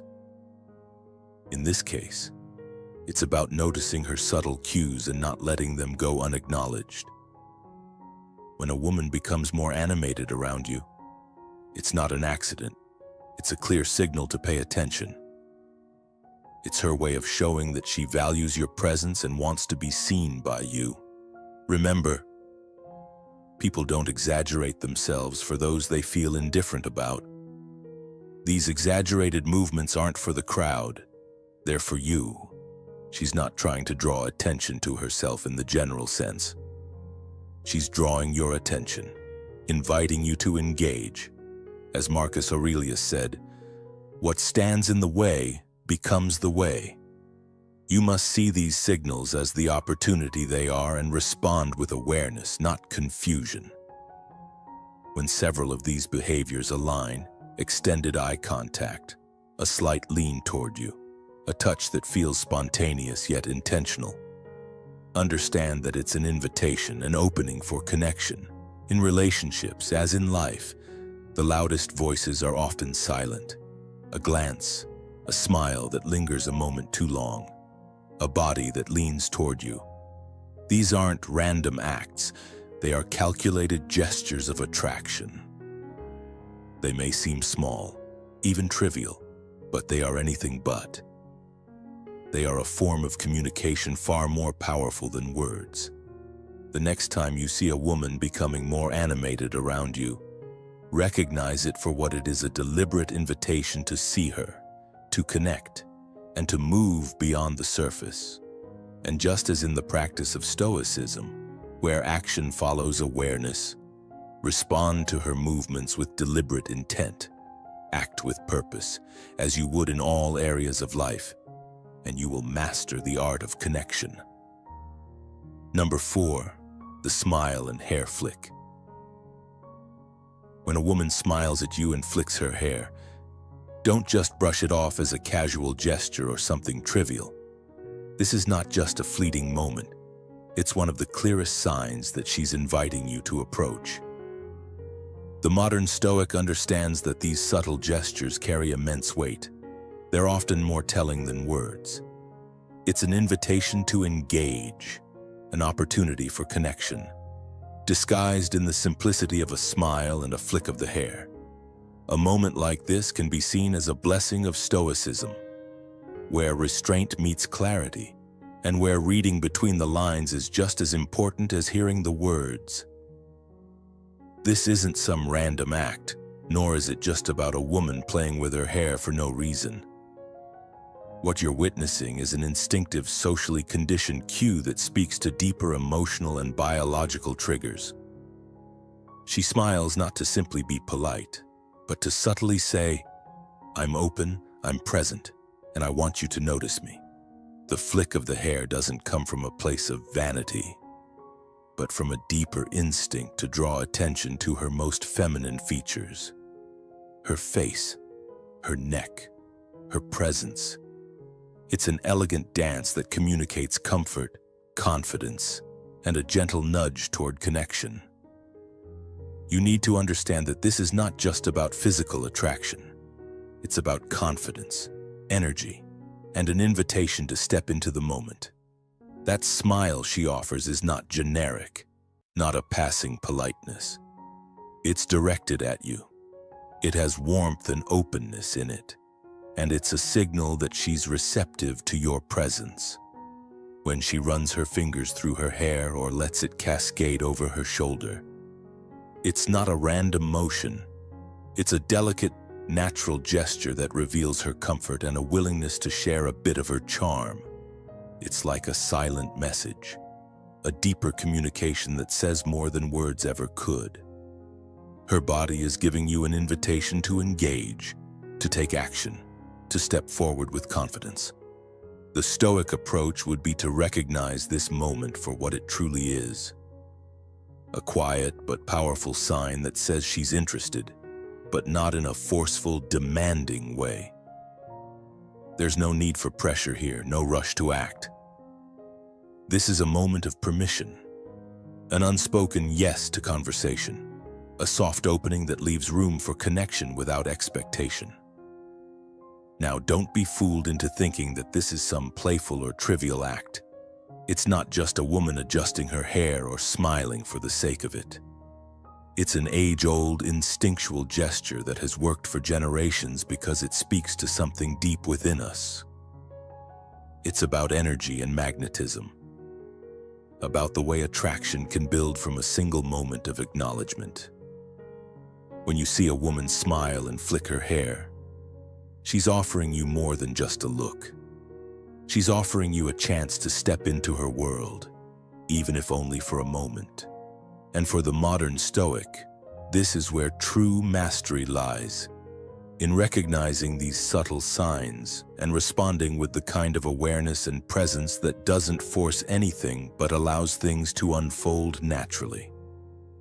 You don't need to overanalyze the moment or rush to fill the silence with words. Simply recognize the invitation for what it is and respond with grounded confidence. A smile in return, a steady gaze, and you've already met her halfway. The blessing of Stoicism in moments like this is in understanding that connection doesn't have to be loud or forceful. Sometimes, the most meaningful exchanges are the quiet ones, where presence and awareness take the place of unnecessary chatter. This is where the old Stoic principles apply. Observe, engage with intent, and don't rush to overstep boundaries. The flick of her hair and the smile she offers are signs of confidence, interest, and comfort in her own skin when they're not desperate, not needy. They simply say, "I see you, and I'm willing to share a moment with you, but only if you're paying attention." This is the kind of interaction that doesn't scream for attention, but rather gently beckons you into it. It's an invitation to step forward, to embrace the moment without feeling overwhelmed by the need to fill it with words or grand gestures. You must understand that these small, subtle moments are what create the foundation for meaningful connections. The smile, the hair flick, the shift in body language. All of these signals, though subtle, are meaningful. They're not random. They're part of an age-old language of attraction that transcends time. When a woman offers you this, it's not a casual or passive act. It's a sign of interest, a rare kind of green light. But it's up to you to recognize it and step into it with the right energy. It's about awareness and presence. You don't have to be loud, bold, or overly assertive. Just be calm, grounded, and open to what the moment offers. So, don't miss it. The smile, the flick of her hair, the way her body language shifts. These are all signs of attraction, confidence, and a silent invitation to connect. If you're the modern Stoic, you'll know that the true power in moments like these isn't in the words exchanged, but in the understanding that sometimes the most profound connections begin not with conversation but with awareness. Don't overthink it, don't force it, but don't ignore it either. Recognize the sign, honor the invitation, and step forward with the grounded presence of a man who understands the quiet, yet powerful language of attraction. Number 5, she creates opportunities for light physical contact. This might seem like a small thing at first, but it's not. When a woman is drawn to a man, she doesn't always say it outright. She doesn't need to shout it from the rooftops. Instead, she speaks through subtle, often silent gestures, small touches, brief moments of proximity, and delicate actions that say more than words ever could. This is where the Stoic lessons come into play. The Stoic life teaches us that the smallest, seemingly insignificant moments often carry the most weight. A light tap on the arm as she laughs, a playful nudge as she brushes past you, or a brief brush of her hand as she hands something to you. These aren't just random acts. They are intentional, quiet invitations disguised as casual interactions. They are signals, subtle but deliberate, saying more than what's on the surface. What you're witnessing is a woman signaling interest, without the bold declarations or grand gestures that many men expect. Her goal isn't to make you uncomfortable. She doesn't want to invade your personal space, but rather, she wants to collapse the distance between you. She's inviting you in, not with words, but with actions. She's letting you know that she feels safe around you. The lightness of the touch is not just about physical contact. It's a way to gauge your response, to see if there is room for the connection to deepen. This is where the Stoic lessons are crucial. Recognizing the significance of these small but quiet moments and understanding their deeper meaning requires awareness. You must be able to sense the subtle signals of emotional openness. She's trusting you without saying it aloud. And if you're paying attention, you'll understand exactly what she's offering. The subtlety here is key. Notice how she might position herself closer than necessary, or how she might lean in just a little bit. Even though she can hear you perfectly fine, you might catch her hand reaching out as she laughs, or how she might linger just a fraction longer when handing you something. These aren't random, meaningless actions. They are deliberate, quiet gestures of trust and curiosity. She's not manipulating the situation. She's not trying to make you feel like you have to do something. She's simply inviting you to step closer and to understand that there's room for a deeper connection. But the response you give matters just as much as the initial action.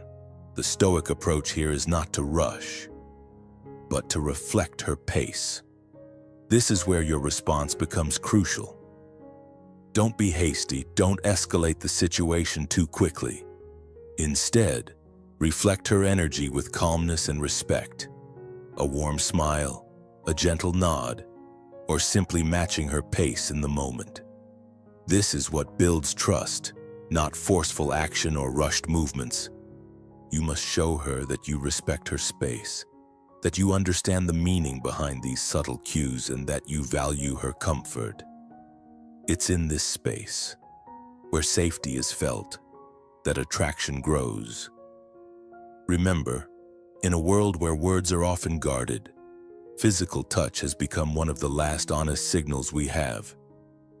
It's not just about the surface-level contact. It's about what lies beneath it.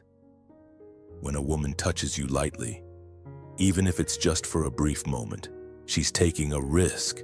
She's exposing herself to vulnerability. That touch is an invitation to step into her world, to build trust slowly, and to deepen the connection that's forming. But the key is to respect that gesture. See it not as an opportunity to take advantage, but as an opportunity to honor her trust and build something real. This is the heart of Stoicism, recognizing that these small, seemingly insignificant moments are full of meaning, and how you respond to them is what truly matters. Pay close attention to the moments when she reaches out, even in the smallest ways. Notice when her hand brushes against yours in passing, or when she lingers just a second longer than necessary. These are not accidental. They are small choices that reveal much more than they appear. In these moments lie the beginnings of something real, the possibility of closeness, the slow unfolding of connection. If you can read these gestures correctly, you won't need to guess how she feels.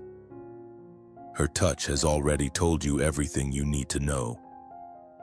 To truly embody the Stoic life, you must learn to appreciate these subtle signs. It's not always the grand declarations or the loud actions that matter most. It's the quiet, reserved signals that carry the most meaning. In a world that often moves too fast, these small moments of touch, of proximity, are an invitation to slow down, to engage with presence, and to build a connection based on trust, respect, and emotional openness. Be aware, don't rush, and remember, the real beauty of these moments is in how they unfold naturally, without pressure, without expectation. That's where the magic happens. If you find this valuable, like, comment below, and share it with someone who could benefit. Don't forget to subscribe for more wisdom. Comment to remember, I understand the power of respectful connection. This statement reminds us of the importance of recognizing subtle cues and honoring the trust that comes with vulnerability. Your awareness and respect for these small gestures can make all the difference. Number 6. She finds a reason to start a small interaction or ask a casual question. When a woman finds a reason to ask a casual, seemingly insignificant question, it may appear random at first. Perhaps she asks for the Wi-Fi password in a coffee shop, even though it's posted clearly on the wall, or inquires if the seat next to you is taken, even though there are several other open seats nearby. On the surface, it might seem like harmless small talk, a polite gesture or a random curiosity. But if you're paying close attention, you'll realize this isn't just about gathering information. It's about creating an opportunity for connection. These small interactions, these soft openers, are some of the most common and frequently overlooked signals women send when they want to make an opening for engagement without taking a major risk. These moments are low stakes, disarming, and socially safe. She hasn't placed herself in a vulnerable position if you don't respond, but if you do, the door to a deeper conversation opens, and she's now free to engage further without appearing too forward. It's a subtle, strategic form of vulnerability. She protects her pride while still showing clear interest. What makes these moments powerful isn't the question itself, it's the intention behind it. When a woman asks you something she could easily have figured out on her own, it's not because she's forgotten how to use Google. It's because she's offering you a chance to step into her space and show confidence and warmth. She's testing you, but not in an aggressive way. She's watching how you respond, how you handle the situation. Does your energy match hers? Are you open to engaging, or are you distant, unapproachable? This is where many men miss their cue. They answer the question literally and with precision, but without presence. They don't realize that she's not just asking for the answer to her question. She's testing how you interact in an unscripted, spontaneous moment. She's inviting you into her space, subtly requesting that you engage, and she's waiting for you to take the lead. This is an opportunity, not just a random question. Many men fail to realize the power of these subtle cues. Women are far more socially intuitive than most men give them credit for. They understand how to create these small openings and, more importantly, they understand how to gracefully step away if the opportunity isn't taken. It's not because she lacks confidence. On the contrary, it's because she knows exactly what she's doing. She's aware of the social dynamics, the unspoken language of interactions. She's creating a window for connection, a chance for you to step up and show your true self. If you respond appropriately, calmly, confidently, and with presence. The conversation will likely flow naturally from there. She may follow up with a light laugh, a comment about the environment, or a shared observation about the place. These are all signs that she's comfortable lingering in your presence. Each of these tiny signals is an invitation for more interaction. She's offering you a hand forward, gently and subtly, and it's up to you to take it. The key here is understanding the moment for what it truly is. These small questions are opportunities for connection, tests of your ability to be present, and chances to show warmth and confidence. If you approach these interactions with the right mindset, they will lead to greater things. However, if you miss these cues, you'll be left wondering why she moved on so quickly, why the conversation fizzled out. You must be able to read the room, understand the signals, and respond with presence. And that's where the Stoic principles come in. Marcus Aurelius, the Stoic philosopher and Roman emperor, taught us to remain unshaken by external circumstances, to master ourselves in all situations. These small moments are your chance to embody Stoic principles in the real world.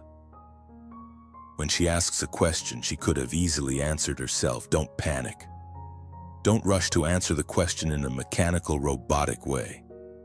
Instead, respond with poise and confidence. Just as a Stoic would, you must be composed and deliberate in your response, maintaining control over your own emotions and actions.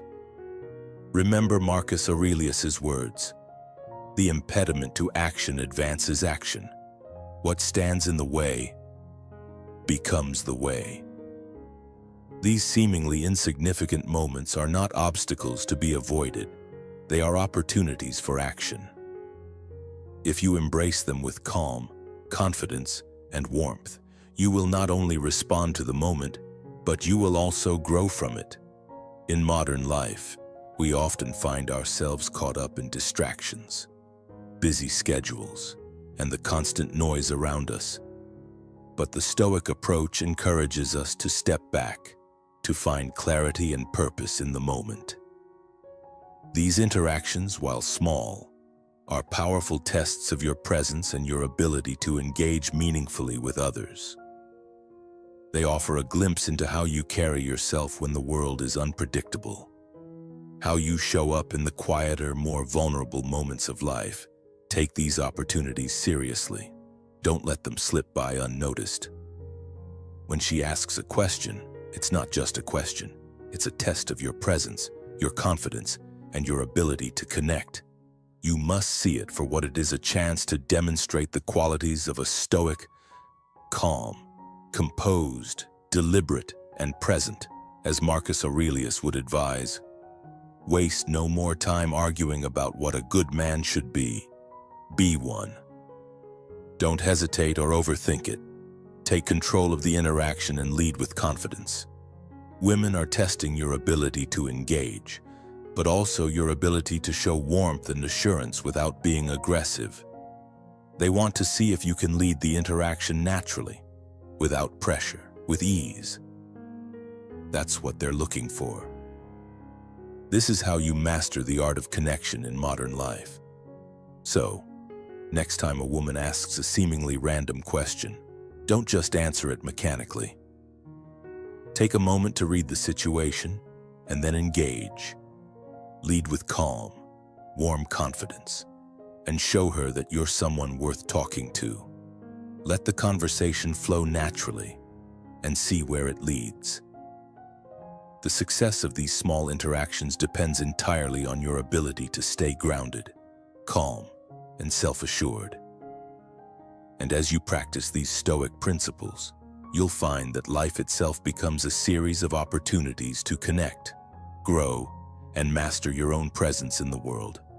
Take the opportunity when it comes, and let your Stoic mindset guide you to success in all of life's small, yet significant moments. All right, that wraps up our discussion on the clear signs that a woman wants to be approached. I hope this video gave you some valuable insight into how to recognize these subtle but powerful cues. Remember, these signs aren't random. They're intentional, and they give you a green light to take that next step with confidence. But the key to making it work is emotional awareness and trust in yourself. Don't overthink it. Just stay grounded, be respectful, and connect authentically. Relationships thrive when you're genuinely yourself. I'd love to hear your thoughts. Have you picked up on these signs before? What moments led to a meaningful connection for you? Share your stories in the comments below and let's talk about it. If this video helped you out, don't forget to like, subscribe, and turn on notifications for more tips on dating, relationships, and understanding human behavior. See you in the next one.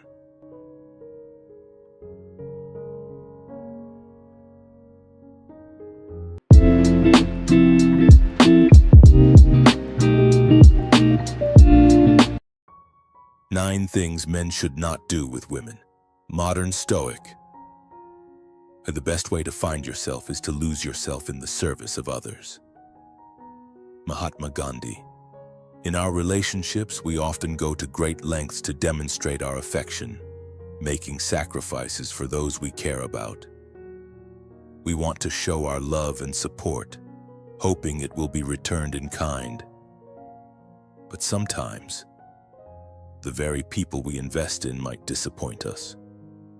They may take advantage of our kindness, pretending to be friends when they need something, only to disappear once they've received what they sought. This leads us to a pivotal question. How can we avoid being taken for granted and take control of our interactions? Today, we'll explore 9 important principles, rooted in Stoic philosophy, that can help men navigate relationships with women more effectively. These guidelines will help you steer clear of common mistakes and encourage healthier, more empowering connections.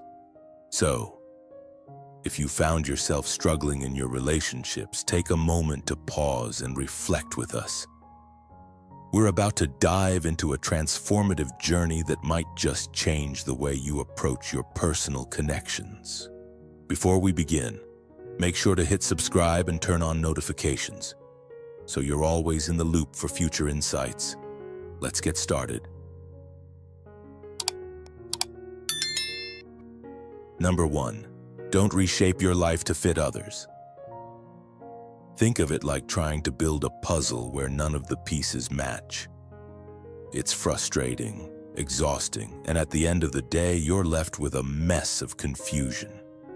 This is exactly what happens when you try to conform to other people's expectations.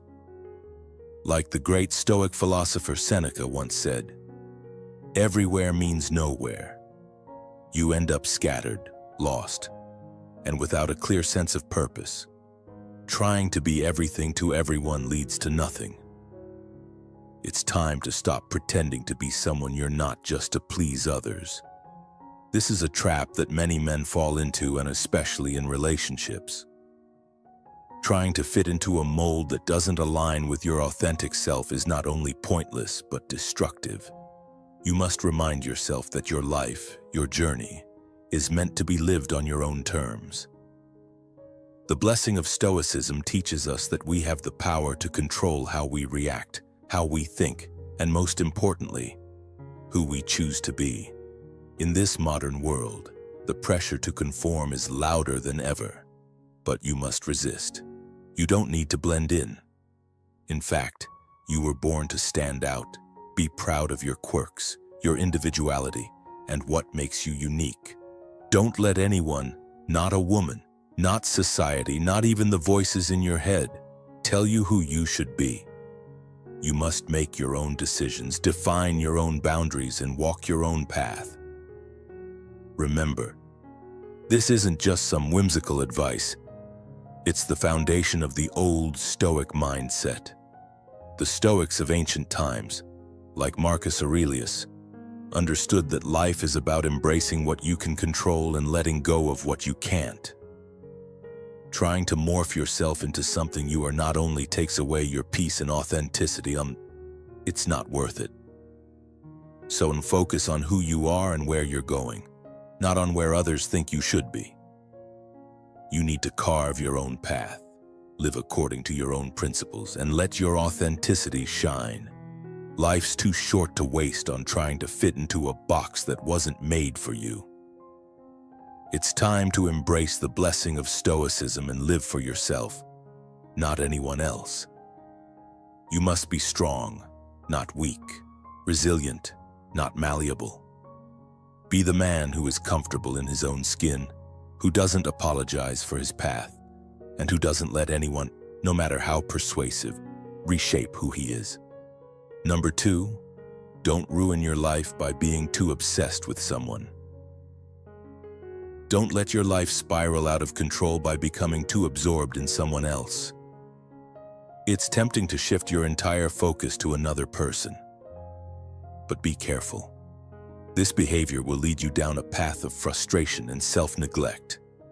You might as well be a satellite, endlessly circling around a planet that isn't even your own. Your life should not revolve around another.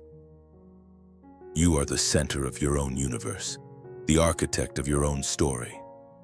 When you fixate on someone else, your own dreams, goals, and aspirations are left to collect dust in the background.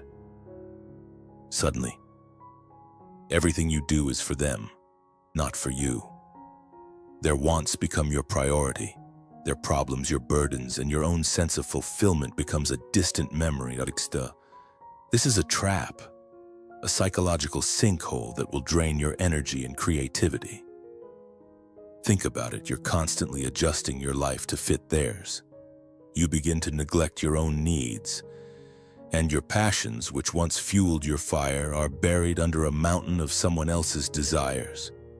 Instead of living with purpose, you're living for someone else. As the modern Stoic wisdom would suggest, do not waste time on things you cannot control. You cannot control another person's needs and desires, and in doing so, you risk losing yourself in the process. The Stoic life is about finding inner peace, focusing on what you can control and letting go of the rest. If you place all your energy into someone else's orbit, you lose your personal sense of balance. Think of Marcus Aurelius, who wisely said, "Nowhere can a man find a quieter or more untroubled retreat than in his own soul." His words echo the core of Stoic lessons. We must preserve our inner peace and not let external influences disrupt it. When you give too much of yourself away, it's like cutting off your own lifeline. Be the master of your own life. Stop allowing someone else to dictate your worth. Just because someone else enters your life doesn't mean you should revolve around them. You must be the lead character in your own story. Don't let anyone make you an extra in their film. Their narrative may be exciting, but your own story is where the true magic happens. It's easy to get lost in someone else's world, to think that their happiness is your happiness. But this is a fallacy. Your contentment, your joy, your sense of fulfillment must come from within. Being too focused on another person will only cloud your own judgment and dull your sense of self-worth.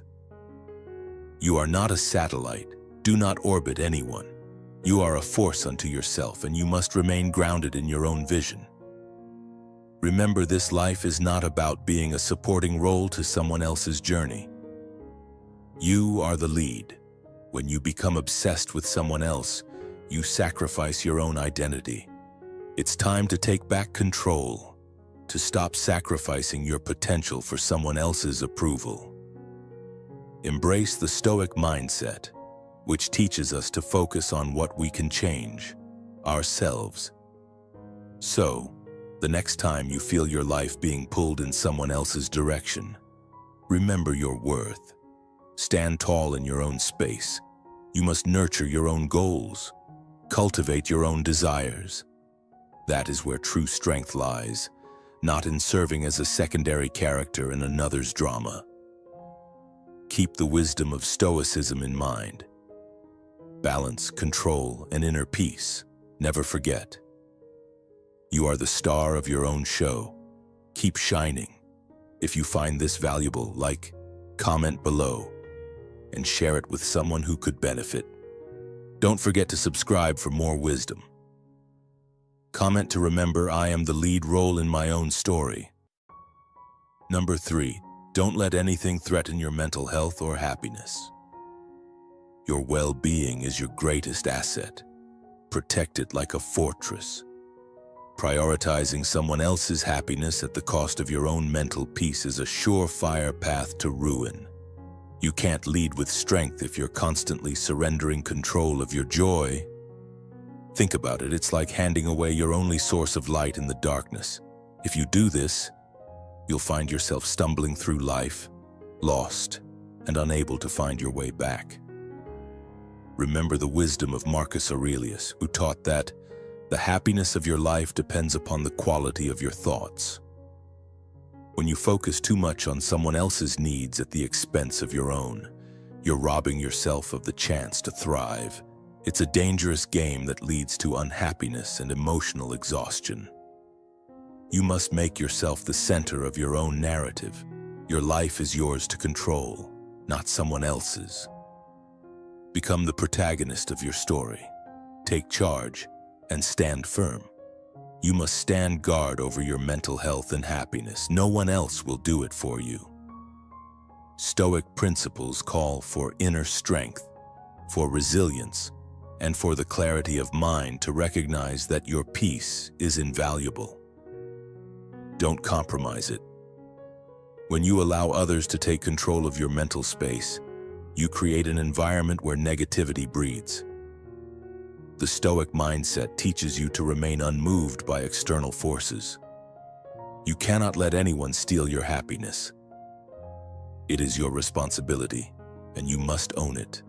Life is too short to be entangled in someone else's drama. Reclaim your power, your peace, your joy. Remember, you are the captain of your ship, and you chart your own course. Your mental strength, grounded in the Stoic principles of discipline and focus, will allow you to rise above the distractions. Don't wait for permission. Seize your peace today. Number 4, don't push friends or family away for someone else. This is not just a simple piece of advice. It's a fundamental rule for men who are serious about maintaining their strength and emotional balance. Far too many men, especially when caught up in the excitement of a new romantic relationship, make the mistake of distancing themselves from the people who matter most. They start to pull away from their friends and family, as if they are no longer important now that someone else has entered the picture.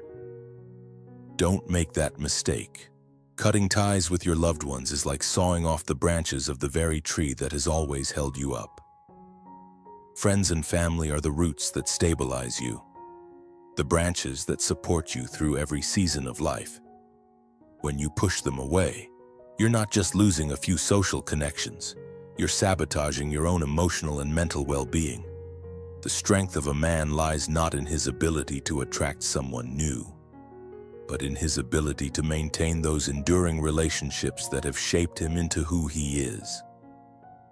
Think about it, these relationships have been built over years of shared experiences, trust, and mutual understanding. Your friends and family have stood by you through thick and thin, helping you navigate both the challenges and triumphs of life. Their support has been a constant source of strength. Whether they were there to celebrate your victories or help you get back on your feet during times of failure. And now, just because you've met someone who makes you feel excited and alive, you're willing to jeopardize those invaluable connections. That's a dangerous game to play. The blessing of Stoicism teaches us that our emotional well-being cannot depend solely on fleeting external sources, such as a new relationship or a temporary infatuation. It's about building resilience, strength, and inner peace by nurturing the enduring aspects of life, the things that truly matter. In Stoic philosophy, relationships are not something you discard when a new excitement comes along. They are the pillars that hold you steady, no matter what. A modern Stoic knows that maintaining these relationships, these bonds, is essential to personal growth.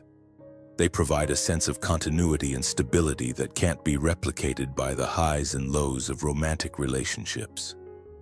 When you allow yourself to be pulled away from your support system, you not only isolate yourself from your loved ones, you also risk isolating yourself from the very wisdom and strength that have guided you up until now.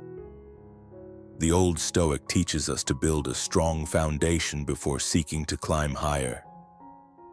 You must nurture those relationships that have stood the test of time, and that will continue to offer you wisdom, guidance, and companionship. Don't let the distraction of new love make you forget the deep-rooted connections that have given you the courage and the fortitude to move forward in life. It's tempting to think that someone new can fulfill all your emotional needs. But the reality is that no one person can provide everything. Your family and friends are irreplaceable because they offer perspectives, support, and love that can't be substituted by any romantic partner. They are the steady, unwavering figures in your life, and you should cherish them as such. Take a step back and recognize that nurturing your bonds with your loved ones is an investment in your future. These relationships are not just a support system, they are your anchors. They remind you of who you are, where you come from, and what truly matters. When times get tough, and they will, you will need those people around you. Be there for them now, so they will be there for you later. Remember, the best relationships are the ones that help you grow, not just the ones that make you feel good in the moment. So, do yourself a favor, resist the temptation to push your friends and family aside for the sake of someone new. The foundation of your life and happiness lies in the connections that have been built over time with people who understand you at your core. Nurture those relationships as a modern Stoic would. Steadfastly and intentionally, they are the roots that will keep you grounded, no matter how high you climb. Don't weaken your support system for a temporary thrill. Instead, build a life of depth and stability by investing in the people who matter most. That is the true wisdom of the Stoic approach to life, embracing what has always been there to support and guide you. Your true strength lies in your relationships, so treat them with the respect they deserve. Number 5, don't invest too much time in them. This is one of the most vital lessons a man can learn, especially when it comes to relationships. Your time is precious. It's the one thing that you cannot get back, no matter how much you wish you could. Don't waste it on someone else's endless emotional needs or demands. Think about it like this. You wouldn't throw your money into a bottomless pit. So why would you toss your most valuable asset, your time, into a relationship where it feels like you're never going to get anything back? Time is your most finite resource. Once it's gone forever. Yet, so many men fall into the trap of giving their time away as if it's unlimited, only to realize too late that they've drained themselves dry while their own life slips away. Seneca, the great Stoic philosopher, said it best. It is not that we have a short time to live, but that we waste a lot of it. When you surrender all of your time to someone else, you forfeit the most vibrant, precious moments of your existence. You trade away your peace, your pursuits, and your passions, and for what? For someone who may not even value what you give. This is the very antithesis of Stoic life. Stoicism teaches us the importance of taking ownership of our time as well as the value of investing it wisely. Life is too short to let someone else control it. Reclaim your time. You must choose how you spend it and who you spend it on. Time is yours to govern, not to be given away to meet someone else's unending needs. You don't owe anyone your every waking moment, especially not when it takes away from your own growth, happiness, and well-being. As a modern Stoic, you must learn to protect your time like a treasure. Every minute spent mindlessly catering to someone else's whims is a minute lost to your own purpose. Stop letting your time be a bargaining chip in someone else's drama or never-ending emotional cycle. You are the captain of your life ship, and you are responsible for steering it in a direction that aligns with your values and aspirations. Stoic lessons remind us that we must focus on what we can control. And one thing you can always control is how you spend your time. No one else can dictate that for you unless you allow it. If you're investing all of your energy into someone who isn't as invested in you or your journey, you're not being wise with your time. It's easy to get caught up in the emotional highs of a relationship, but don't let them overshadow the rest of your life. Don't let one person or one relationship consume you to the point where everything else fades into the background. Seek equilibrium. Your life, your goals, your interests, they all matter just as much, if not more, than any romantic entanglement.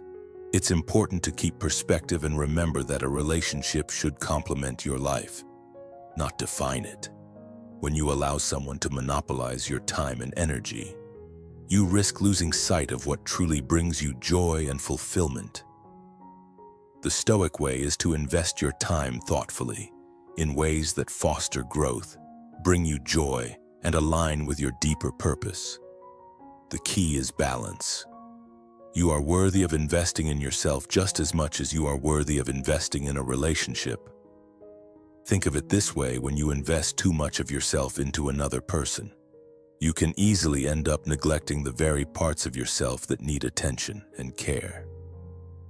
The Stoic life is about developing self-control and knowing where to draw the line.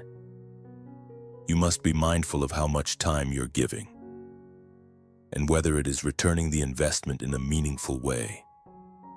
Time spent on pursuits that align with your values, whether it's personal growth, passions, or friendships, is always time well spent. But when you give all of that away to someone who is not equally as invested, you're wasting time on something that can never fulfill you. So you must be the steward of your time. Don't let it slip away on people or situations that drain you. Time is your greatest treasure, and it must be treated as such. Reclaim your time, protect it, and allocate it wisely. The Stoic lessons tell us that life is a series of moments, and those moments are yours to use as you see fit. Be deliberate with your choices. Don't let anyone else dictate the rhythm of your life. Stay grounded, stay focused, and remember that time, once lost, cannot be reclaimed. So choose wisely where and with whom you invest your most valuable asset, your time. If you found this valuable, comment below, and share it with someone who could benefit. Don't forget to subscribe for more wisdom. Comment to remember, time is my most valuable asset, and I control how I invest it. Number 6, don't reveal everything about your past, especially the tough times. Don't reveal everything about your past. Don't hand over the keys to your soul just to feel understood. Keep your story close. Keep your history guarded. A Stoic man, grounded in the wisdom of Marcus Aurelius and the unshakable foundation of Stoic principles, understands that not every battle scar needs to be displayed. Life has tested you. Don't turn those tests into entertainment for others. The pain you've endured, the mistakes you've made, the burdens you've carried, those are yours, sacred, earned. Not everyone deserves access to that part of you. When you reveal too much, especially your darkest seasons, You expose your foundation. And once someone sees your foundation, they can shake it. The world doesn't need to know your wounds to validate your strength. That is Stoic thinking. That is power and restraint. Never explain yourself, said Marcus Aurelius. Your friends don't need it, and your enemies won't believe it. Let that guide you. In a world addicted to oversharing, the modern Stoic man must move in silence.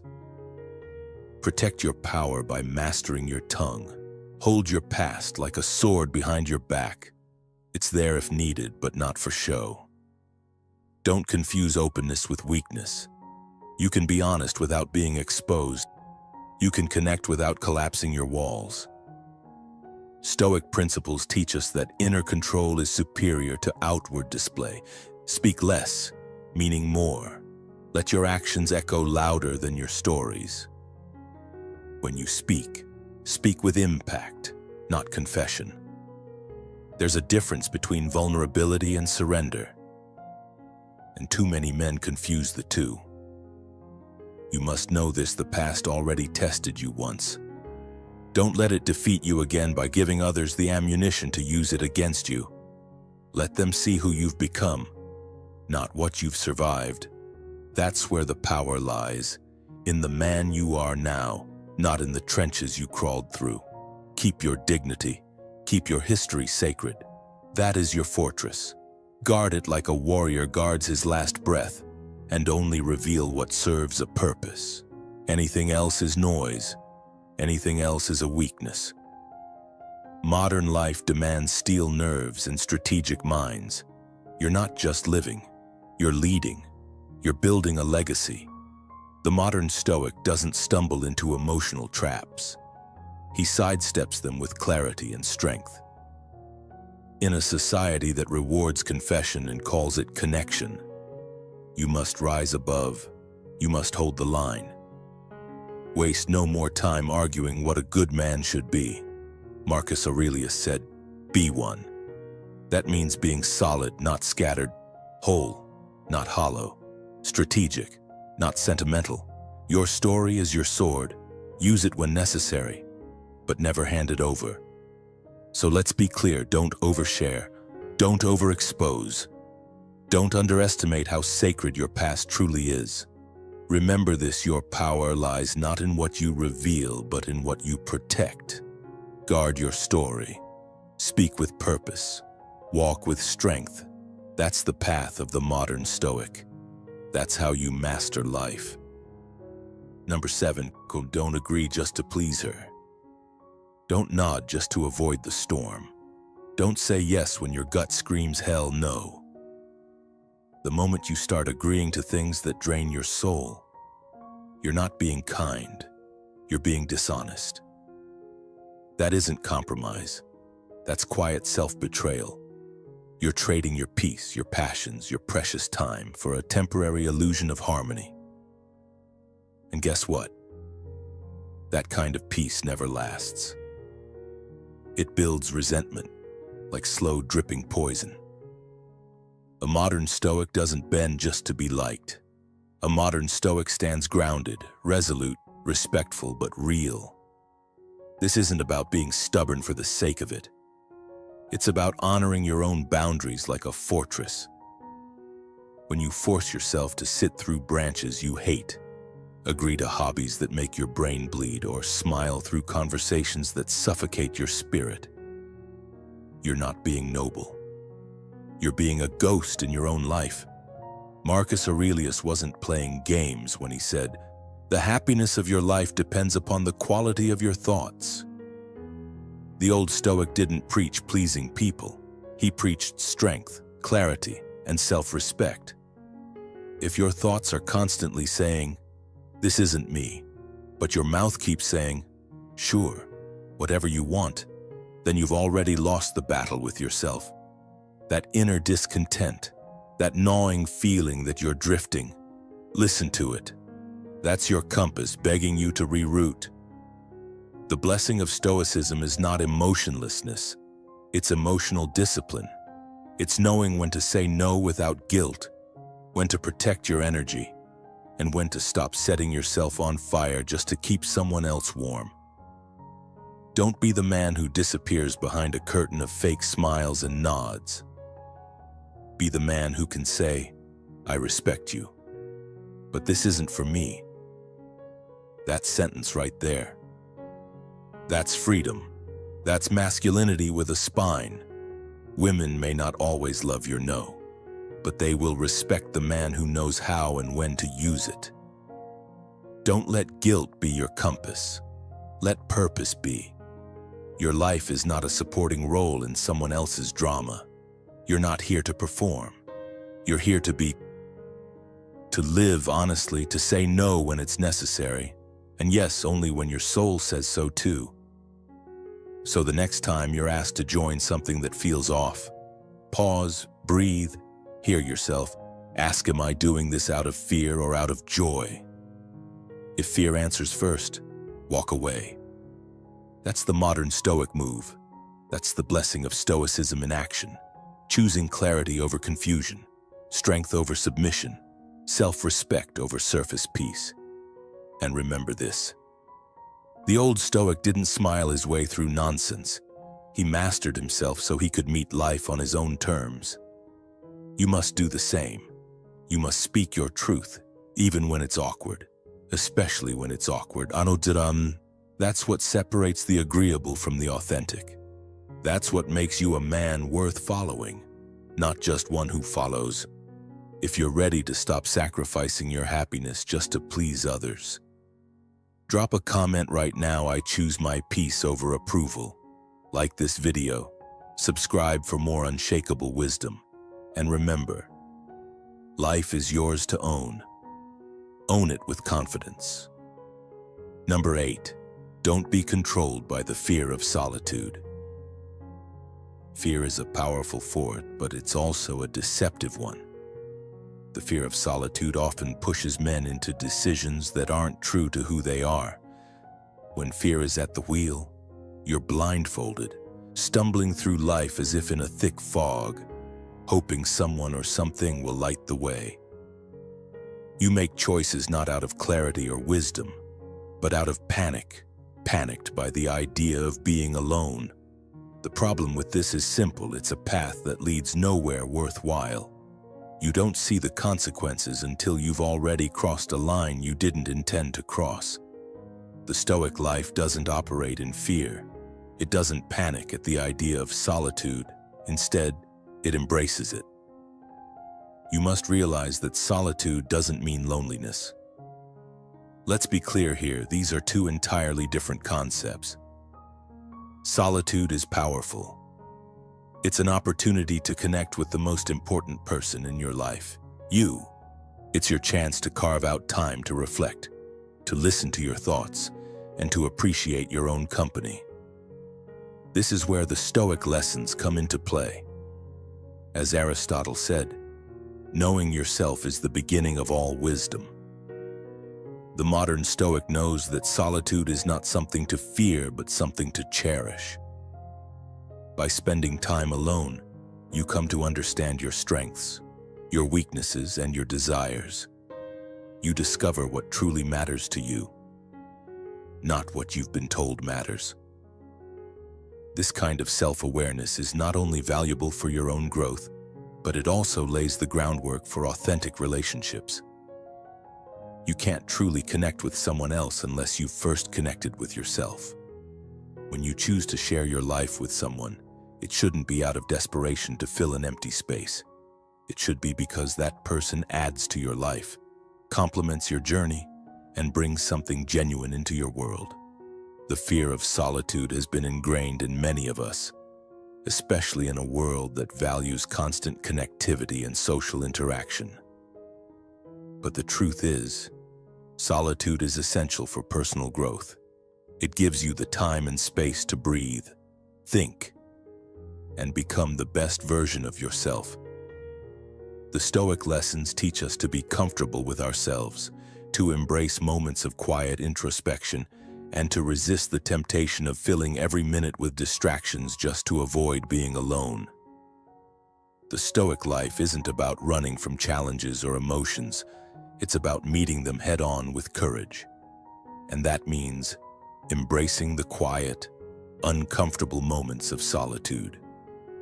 The more you resist the urge to flee from your own company, the more you'll understand the beauty of being self-sufficient. You'll come to realize that being alone doesn't mean being abandoned. Instead, it means being strong enough to stand on your own, to find peace in your own presence, and to live life on your own terms. It's easy to fall into the trap of thinking that solitude is a sign of failure or inadequacy.